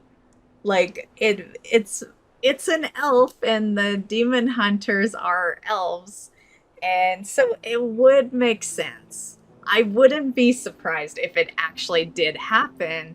It just wouldn't happen soon. It would be for another expansion, but it is definitely being teased, and it is a possibility that maybe Blizzard is looking into making Void Elves Demon Hunters, So, you never know. And if I were to believe any sort of teaser, I would believe this one, because at least they're an elf. We're not talking about like a gnome becoming a demon hunter. We're talking about a race that actually would make sense. It actually would fit the theme we have going on right now with demon hunters. So it is a believable thing. It's not super, super out there for an idea, So let me know in the comments what you guys think about that one. I would totally make a Void Elf Demon Hunter. Okay, so we're finally coming to an end, guys. I know this is such a long video. I know it's gonna be so long. I'm like not even joking. It's probably gonna be 2 hours by the time I edit, and yeah. But and this is why I'm actually recording this on Saturday. I usually record these videos on Sunday. I wanted to record it today because I knew it was going to be damn long. I wanted to at least get this part done to where maybe tomorrow, Sunday, the real WoW Weekly recording day, then, I just edit it. It's all recorded. Yeah, I'm playing it smart this week. I knew this shit was gonna take a while. I will try to shorten this as much as I possibly can, guys. But it is a video filled with info. So let's go over some transmogs. So we have the Reshi Wraps, of course. And then there's this set. It's called Of the Trust. And then we have the Soulbinder cape. Phase-bound visors. I'll just scroll through them. There's a good chunk.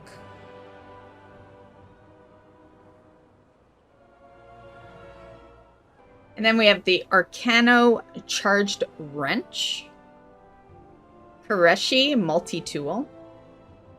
Interphase Scoop. The Buckler of the Last Stand. Tazavesh Lookout Mace. Desperate Defender's Bladed Staff. The Blade of the Lost Hope. And the Brother's Final Gift. Next we have some phase diving sets. So these are sets that you can purchase with Oh, I think I might have figured out what that purple currency is. Let me see if I can click on it. Yeah, I found out that purple currency that we were talking about a little earlier in the video, guys. It is called Untethered Coin.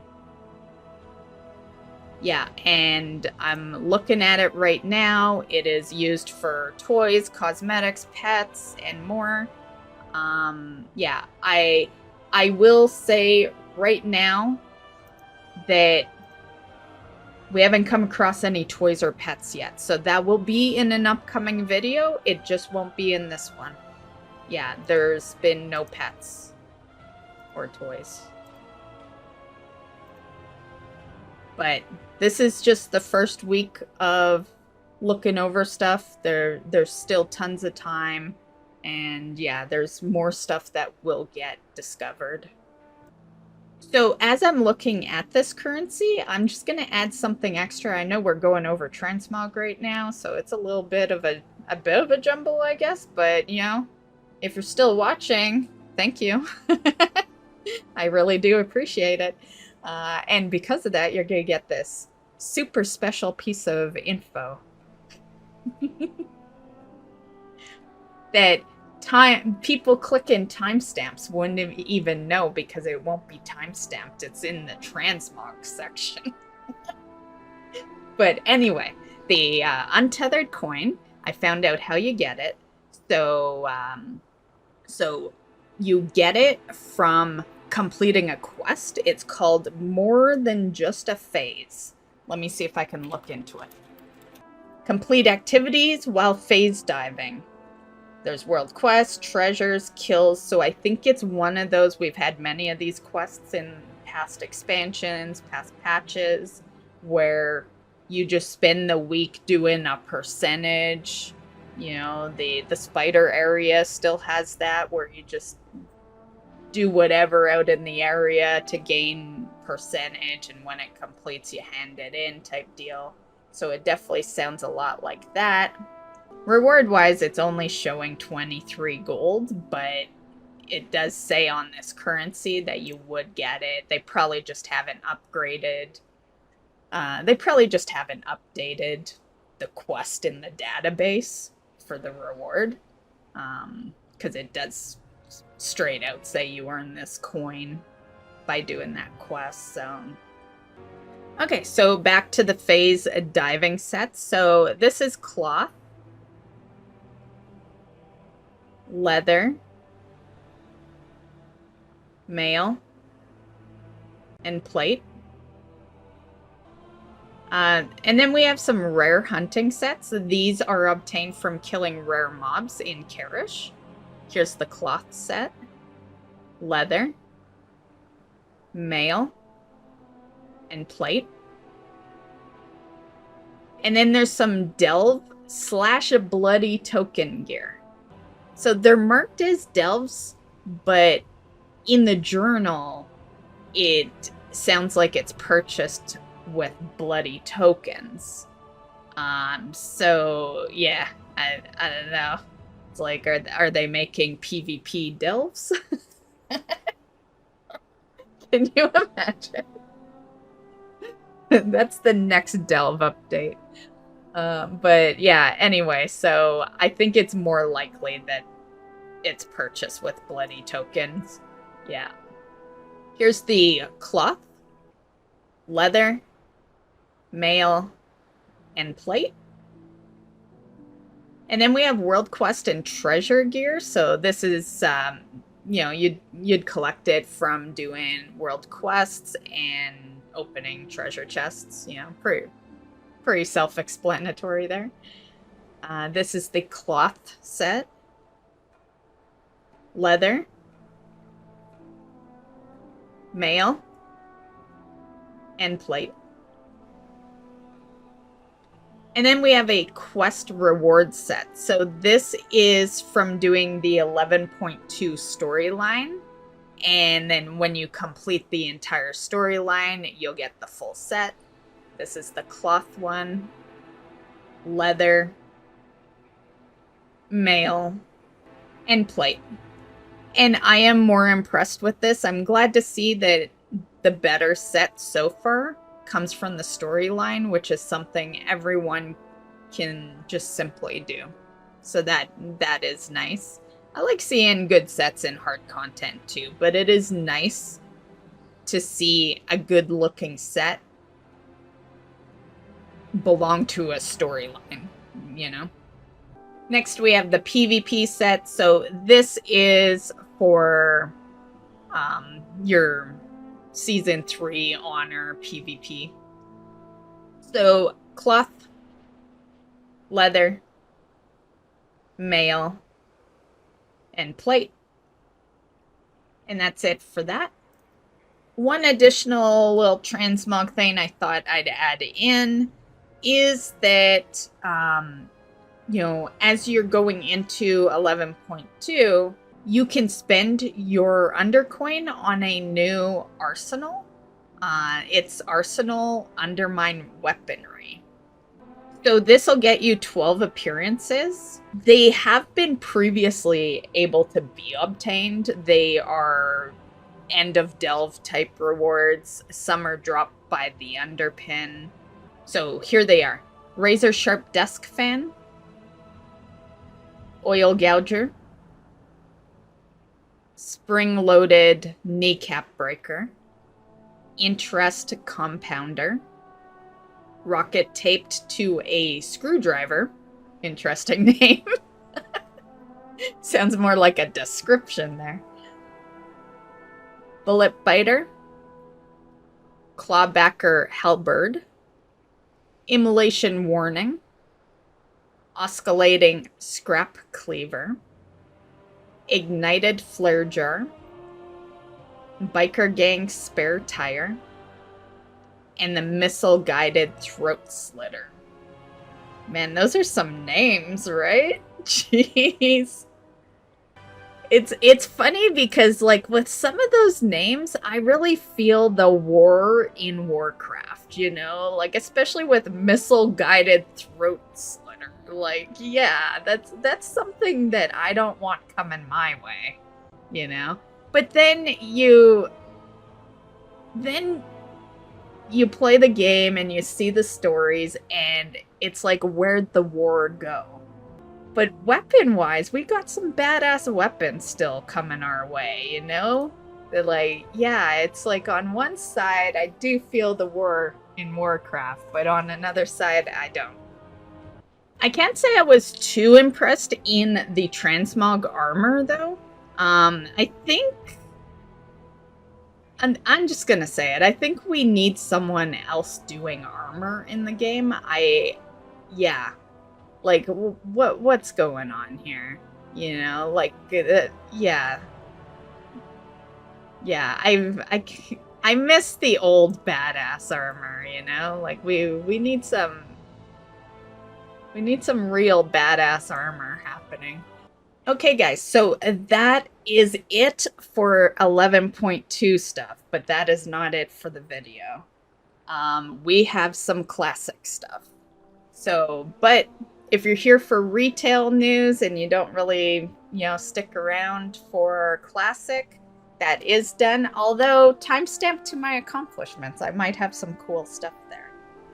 But you know, I'm not gonna lie, I do expect that some of you guys probably skipped the classic section when I talk about it, because some people don't play Classic, and some people maybe just don't care what goes on in there, which is why I do make sure that when there is something Classic related that involves retail, I do put it in the retail section, just because I do know that you may, skip over that part. There isn't too much for Classic though, so it's not like a whole lot to listen to, but there's a lot, but it's not gonna take me long to say. Okay, so Myst of Pandaria Classic, the pre-patch has come out. It started on July 1st, and its full release is July 21st. So if you need to get anything done in Cata, definitely get that done, because as a lot of us know, things become unavailable when expansions end. So if there's anything that you want over there, definitely get that done within the next couple of weeks. And so full release is on July 21st. I already talked about the Shaohao Sage Serpent, so we're gonna skip past that. We've already discussed that over on the retail side. So yeah. Level 85 character boosts can be used on monks, so if you wanted to boost a monk, you can do so. However, if you play retail as well, keep in mind that you do need to do the starting area. But once you do the starting area and you get that mount, then if you want it, you can boost it at that point. Celestial Dungeons is a new dungeon mode, possibly coming to Myst of Pandaria Classic. It sounds like it's going to be similar to the Tide and Rune dungeons they added in Wrath Classic. And this is the only thing that kind of sometimes makes me want to play Classic, is the fact that they do actually have some new things in Classic.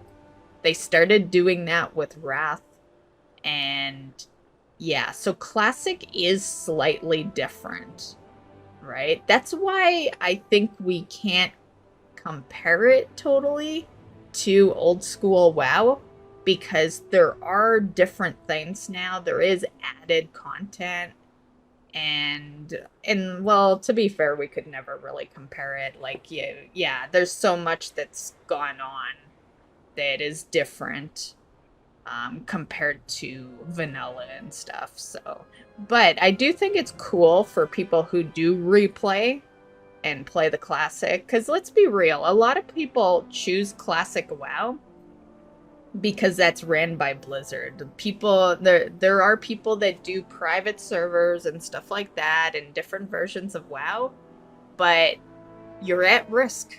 You're always at risk with that, right? So I think a lot of people choose Classic WoW because it is legit. Nothing's gonna go down, right? Like, Blizzard's running that stuff, right? So I think it's cool to have some new stuff added in for, players that, because there are players like me, but not like me. Like me as in the fact that I've played since 2004, but not like me because they've quit retail and now they just replay Classic, right? So, those people need new stuff. Next, Shadow Priest can now passively generate shadow orbs. There's a lot going on with that, so I am gonna link the article that kind of goes over how this revamped shadow orb system is gonna affect the Shadow Priests and all that, so definitely check the description. I'll have that link there. Also, on July 31st, that is when the Mogashan Vault Raid will release for Myst of Pandaria Classic. Okay, guys, so that calls it. I know that this was a super long video. I hope you guys got through it. I know on average, and this is for everyone that does content, not just myself, but on average, a lot of people don't fully watch videos. And that goes for even videos that are like 2 minutes. The average YouTuber does not see 100% retention on a 2-minute video, which I think is just fucking crazy. It is crazy that people have such short attention spans that they cannot watch a 2-minute video from beginning to end. But,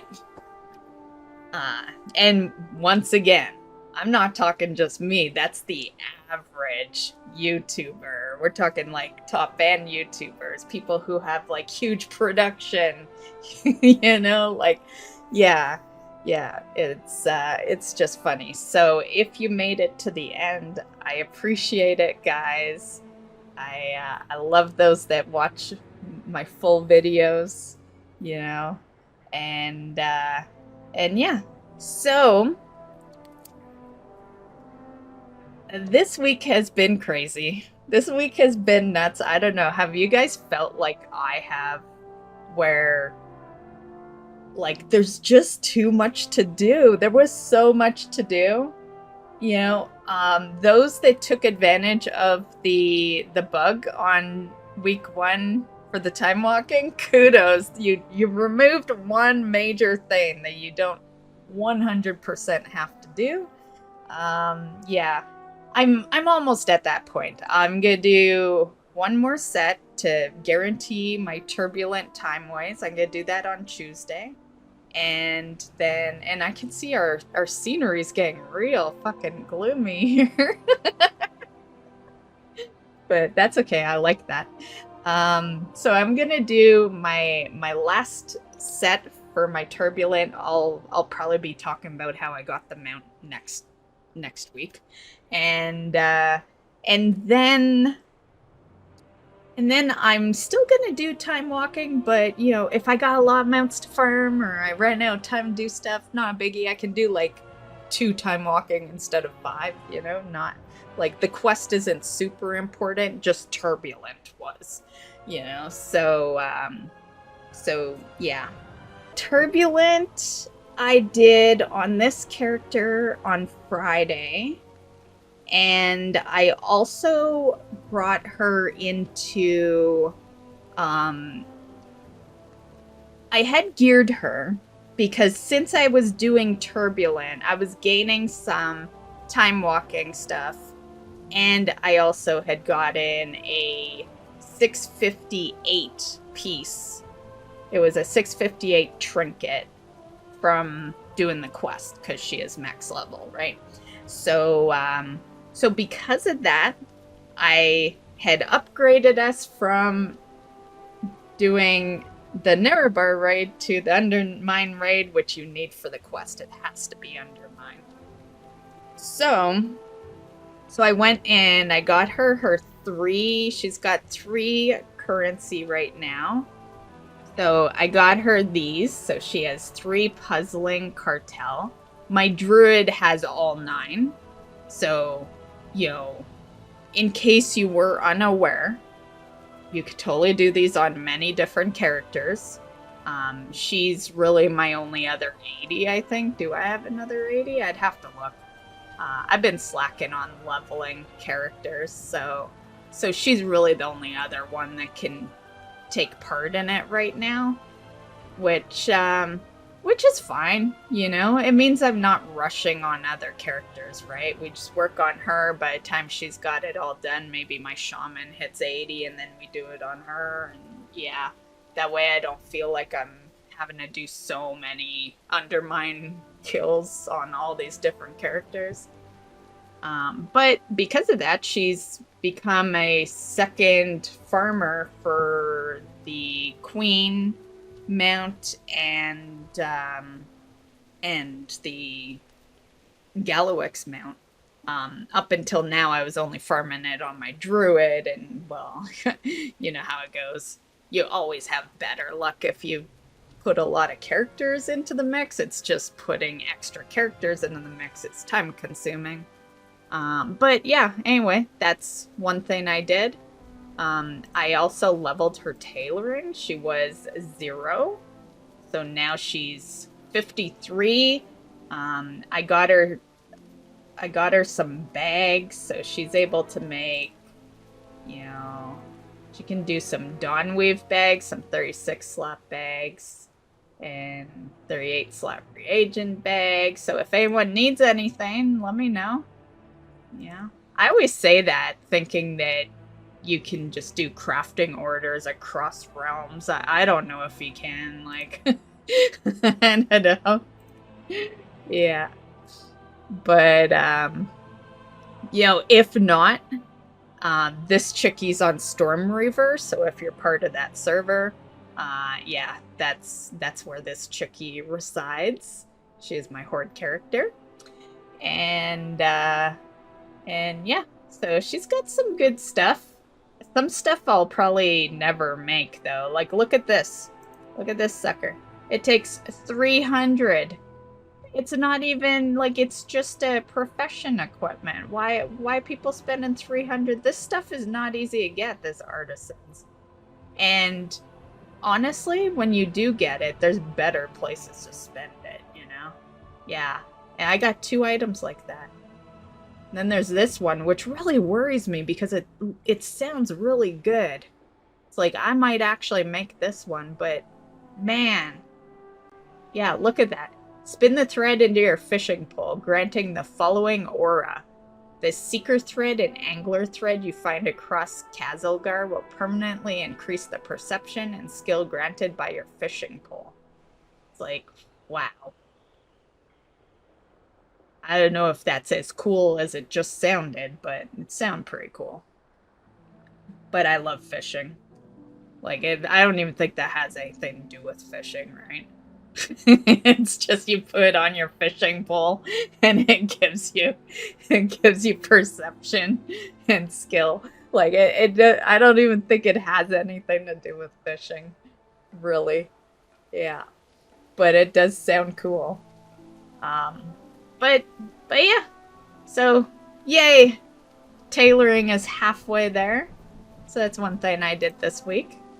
And then I upped her gear. She was 5 something. I can't remember. No, she was 570. Yeah. So I got her some decent item levels. She could be even higher. Like, I have that currency on me. This is... We could go buy a 649 piece right now. And trust me, like, she has a lot of bad pieces on her. This is the item I got from the time walking quest with her this week. So that was really nice because, you're going to laugh at me for this, but her trinket was like 130. I have no idea where she got that 130 trinket. Like, why 130? Why is that such low? So that was a huge upgrade. And, some of this isn't horrible considering I do nothing on her, really.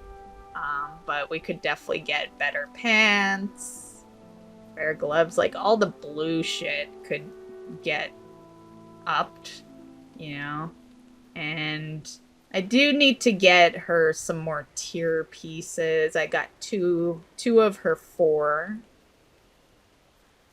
Yeah. But the problem is those pieces right now are blues, so yeah, we gotta loot some gear. So I'm just kind of holding on to it, like, realistically I should go buy Galawix's ring, but Season 3 is coming out. This is not a character that I actively do things on. So I don't feel like the ring's super important if I have okay rings. Like, these aren't awesome, but this is an alt. She doesn't raid. She doesn't M+. She just mount farms. Like, her gear, she doesn't need best in slot. I did it for my druid because she's my main character. She's my end game character. But this girl, I say we don't spend, like, my plan is I'm not spending any of this until the end. I'm gonna do all the quests. There's a catch-up system, so I'm gonna actually go get my 4th one this week as well, probably like probably tomorrow, which is actually Sunday because I'm recording this on Saturday this week. And so I'm gonna do that, get her 4th. Then next week I'm gonna do the other 2 quests to get the other ones. But yeah, anyway, I'm gonna keep going until we have all, you know, all 9, I guess. And then I'm gonna buy her stuff. We'll see what her gear's at around then. But I'm not gonna focus best in slot with her.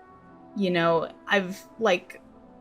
I'll look to see what her best in slot for the items that I'm gonna get are, but we're trading in these blues. Like, it's gonna be something that is either honest that's blue at the end, or it's gonna be just our lowest, you know? Yeah, I think I'm not gonna bother with the trinkets and the rings, just because they don't matter on this character. So yeah, nonetheless, lots of progression on this character. Not to mention, she did loot this mount. So, you know, on that note, mount farming, I really thought it was going crappy. And it was. I did a lot of fucking mount farming. And yeah, and this was the only one I got, but I'll take it. 1 is better than 0, so, you know, I will take it. But hopefully I get, like, Gmod next week. I'm so sick of doing all those Gmod runs. I just really want that mount. Pretty much all I did. There is one big thing I did. I'm not on the druid, so I'm gonna have to show you on the lock. But yes, I flew so high up. I wanted this music for today's video, but I didn't want anyone to interrupt us, so I was like, okay, I'll just fly really high up in the air. Where am I going? Oh, I thought he was gonna fit. Damn mounts that don't fit. Whee! We didn't even take fall damage from that. They really need to make the doorways bigger. I'm just saying.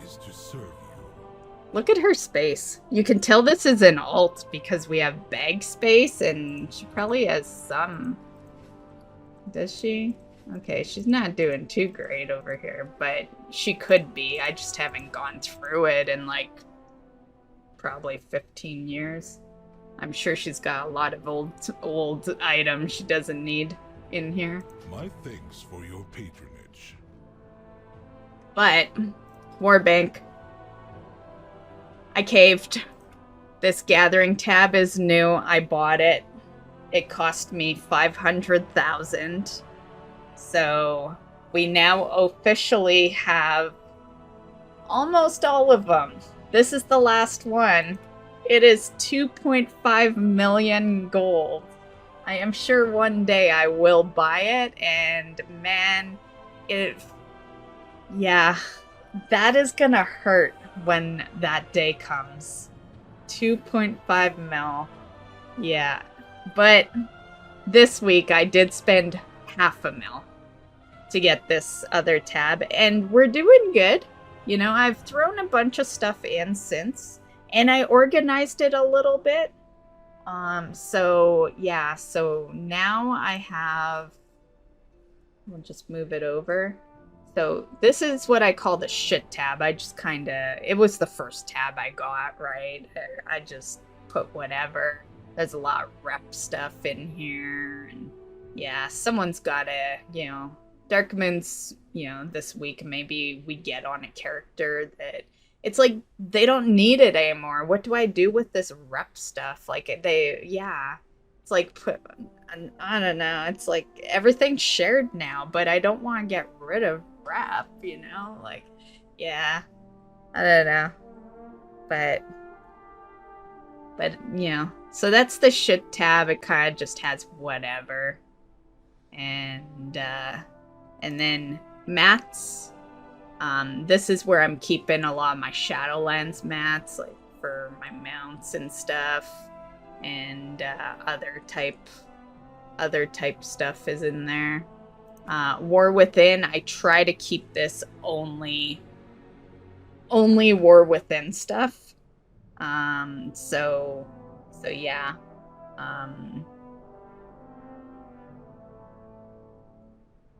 Yeah. And then Gathering. Gathering has a bunch of stuff in it. You know, yeah. But we're doing not too bad, because wasn't there some free space? Yeah, there's a bunch of free space there. There. You know, the only reason it's like in multiples is because I organized it, right? So, yeah. And I'd like to say there's one thing I hate about the War Bank, and that is the transfer of it. Like, I always want to just right-click items and transfer, right? But you can't, because it'll go into the next available space. So it would go here, right? Meanwhile, I could have this open. So I'm hoping it goes in these empty. But even although this one's open, it'll go in these. And that bugs the hell out of me. It bugs me that I have to drag and drop in order to keep things organized. Yeah. So, yeah. Just kind of sucks.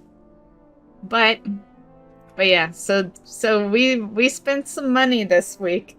I thought it was, I'd been holding it off for a long time. And yes, I see my Warlock item here. You know when I got that item, my druid actually looted it, and it was when it was current.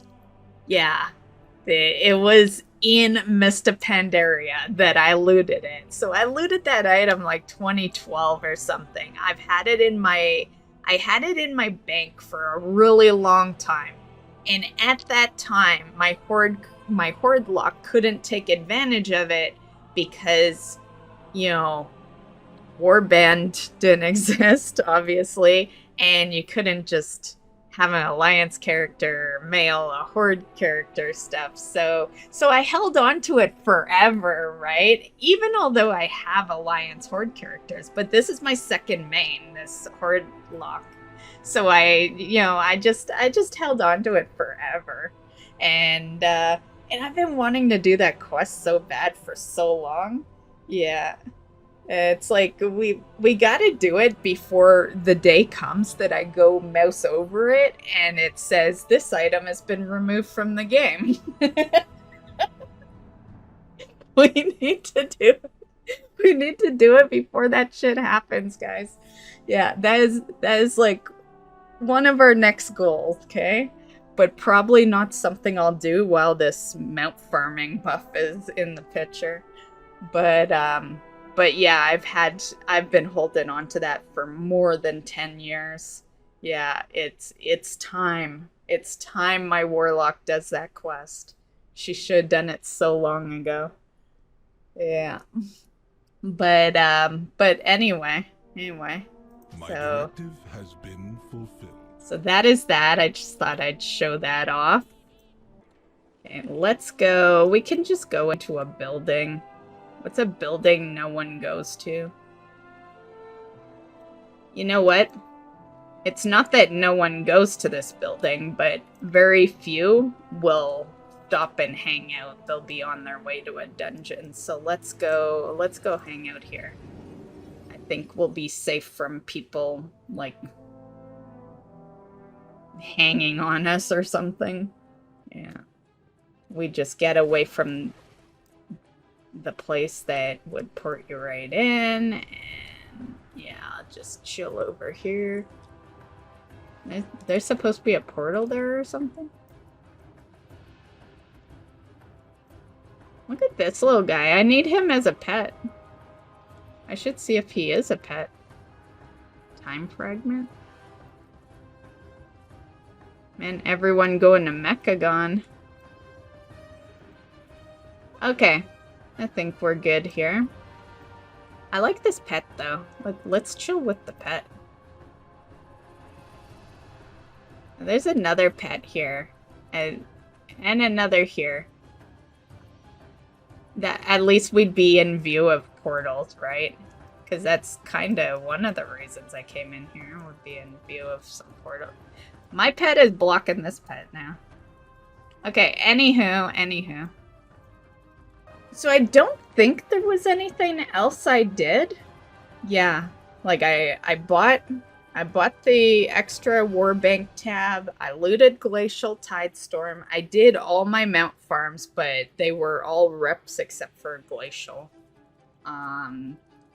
I did park some alts out at some places. Not a whole lot because I've been slacking on leveling lately. So yeah.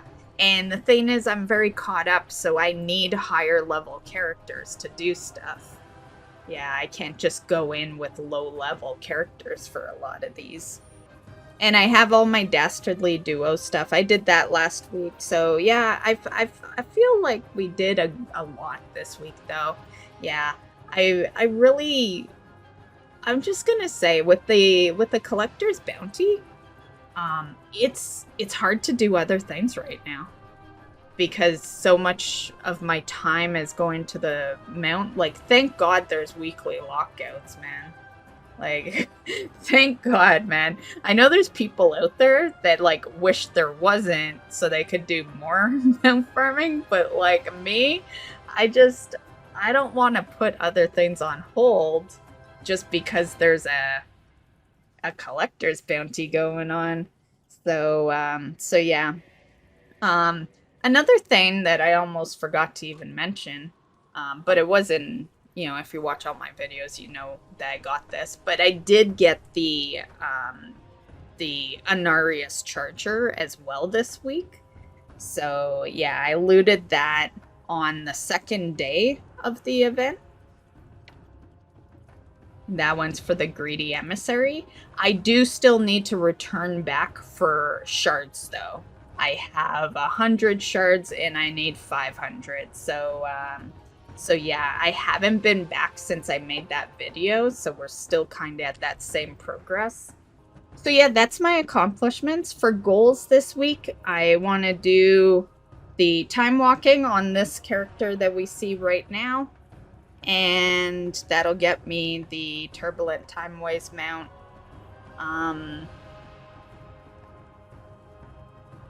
I would like to see if I can knock out the rest of my Dastardly Duos achievement.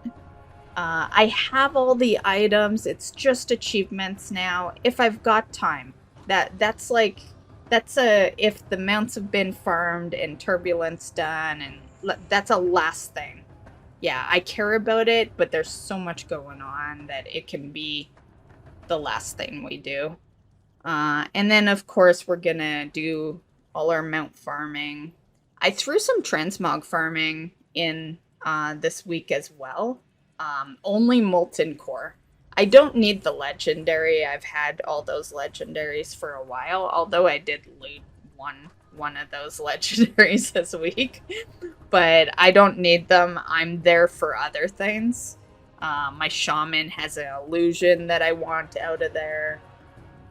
My rogue has some patterns that I would like out of there. My rogue's engineering. And I did have this chickie farming that area too for a tailoring item, but she looted it. So yeah. And yeah. So I'm farming the place for those reasons. If they loot those next week, then we might move on to like a different transmog farm. So I've been doing a little bit of transmog farming, but you know, once again, it's been so busy, it's hard to like sneak transmog farming in on top of the mounts, on top of me, you know, doing my raids and my M+ and, you know, Dastardly Duos and Turbulent and, you know, like, there's just so much going on. Yeah. So yeah. Dark Moon Fair, I don't know. I want to take advantage of it, but we'll see what I have for time. if I can sneak a couple of levels in, then we will. Like, I do want to level, like, I've been leveling my shaman, so I want to finish leveling her. But it's, it depends on time frame, what I got time to do. That's all I got for today's video. I say that's all I got. It's literally a movie. The size of this video. The size of this video is literally a movie. Like, oh my god. It's so long that I'm gonna have to export it a different way just so YouTube will accept it. Like, yeah. Oh god. But I hope you enjoyed. I don't know if you've watched all the way to the end, but if you did, cool. If you did, I imagine maybe you did it while you're mount farming, right? Yeah, I know I do the same thing. I'll watch some YouTube videos or movies while I'm just, farming mounts. If I'm not streaming, a lot of the time I am, but yeah. Stream-wise, I don't know if I mentioned it last week, but stream-wise, I've been kind of conducting streams a little differently lately. For a long time, we've been daily streams. And the reason you've gotten so many videos this week is because I streamed 2 days this week. And that's kind of how I'd like to do it. So I feel this is important for you guys that like the YouTube videos and you guys that like the streams, just to know this info, that the way I'm going to work it now is if I've got videos to do, there may be less streams that week. And also, if I got catch up on some real life stuff, there may be less streams. I'm just doing what I can. And streams, we gotta treat it as like an extra, just for fun activity, because the reality is, due to me streaming every day, 6 hours plus, that's a lot of time that I'm not doing other things. And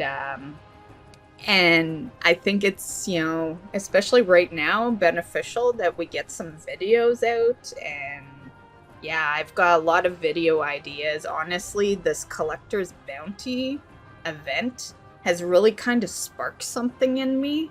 And I've really gotten, I guess my mojo, we'll call it, back for doing videos. For a while, I wasn't really doing any guides or anything, and I'm really wanting to now. Yeah, I feel like, for the average player, people are loving it for mount farming. For me, it gave me that desire to do guides again, and now I want to go do all these mount farming guides that I didn't do because I already had the mount prior to doing content, right? So you may see some old school guides. Maybe. We'll see how. I got a lot going on.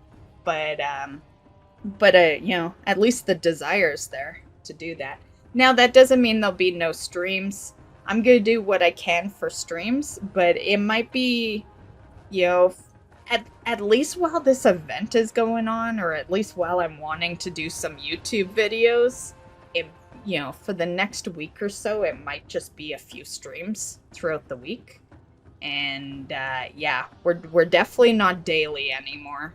I definitely want to get back to evenly doing streams and videos. So yeah, because I care a lot about both those communities, and I like doing both the content. The only way to really do it healthy is to not be daily on both, is to, pick one or the other for that day, more or less, which is what I used to do. I used to make it that if a video posted, a stream didn't, and if a stream happened, a video wasn't posting, But yeah, so I just thought I'd end with that, just in case some people were curious, or maybe you didn't know what was going on at all. that's the deal. Plus, I used to end these videos by showing the stream schedule. Now I don't really schedule anything. I still schedule in YouTube, but I don't do it until like that evening now, for the most part. Just because I like to make sure everything I need to get done that day is done, and then I decide if we're gonna do a stream. Anyway, I'm out of here. I hope you enjoyed the video. Let me know in the comments what was your favorite part of the video, any mounts, any transmogs you're interested in, and have a great week mount farming, guys. Have a great week transmog farming, and we'll see you in the next one.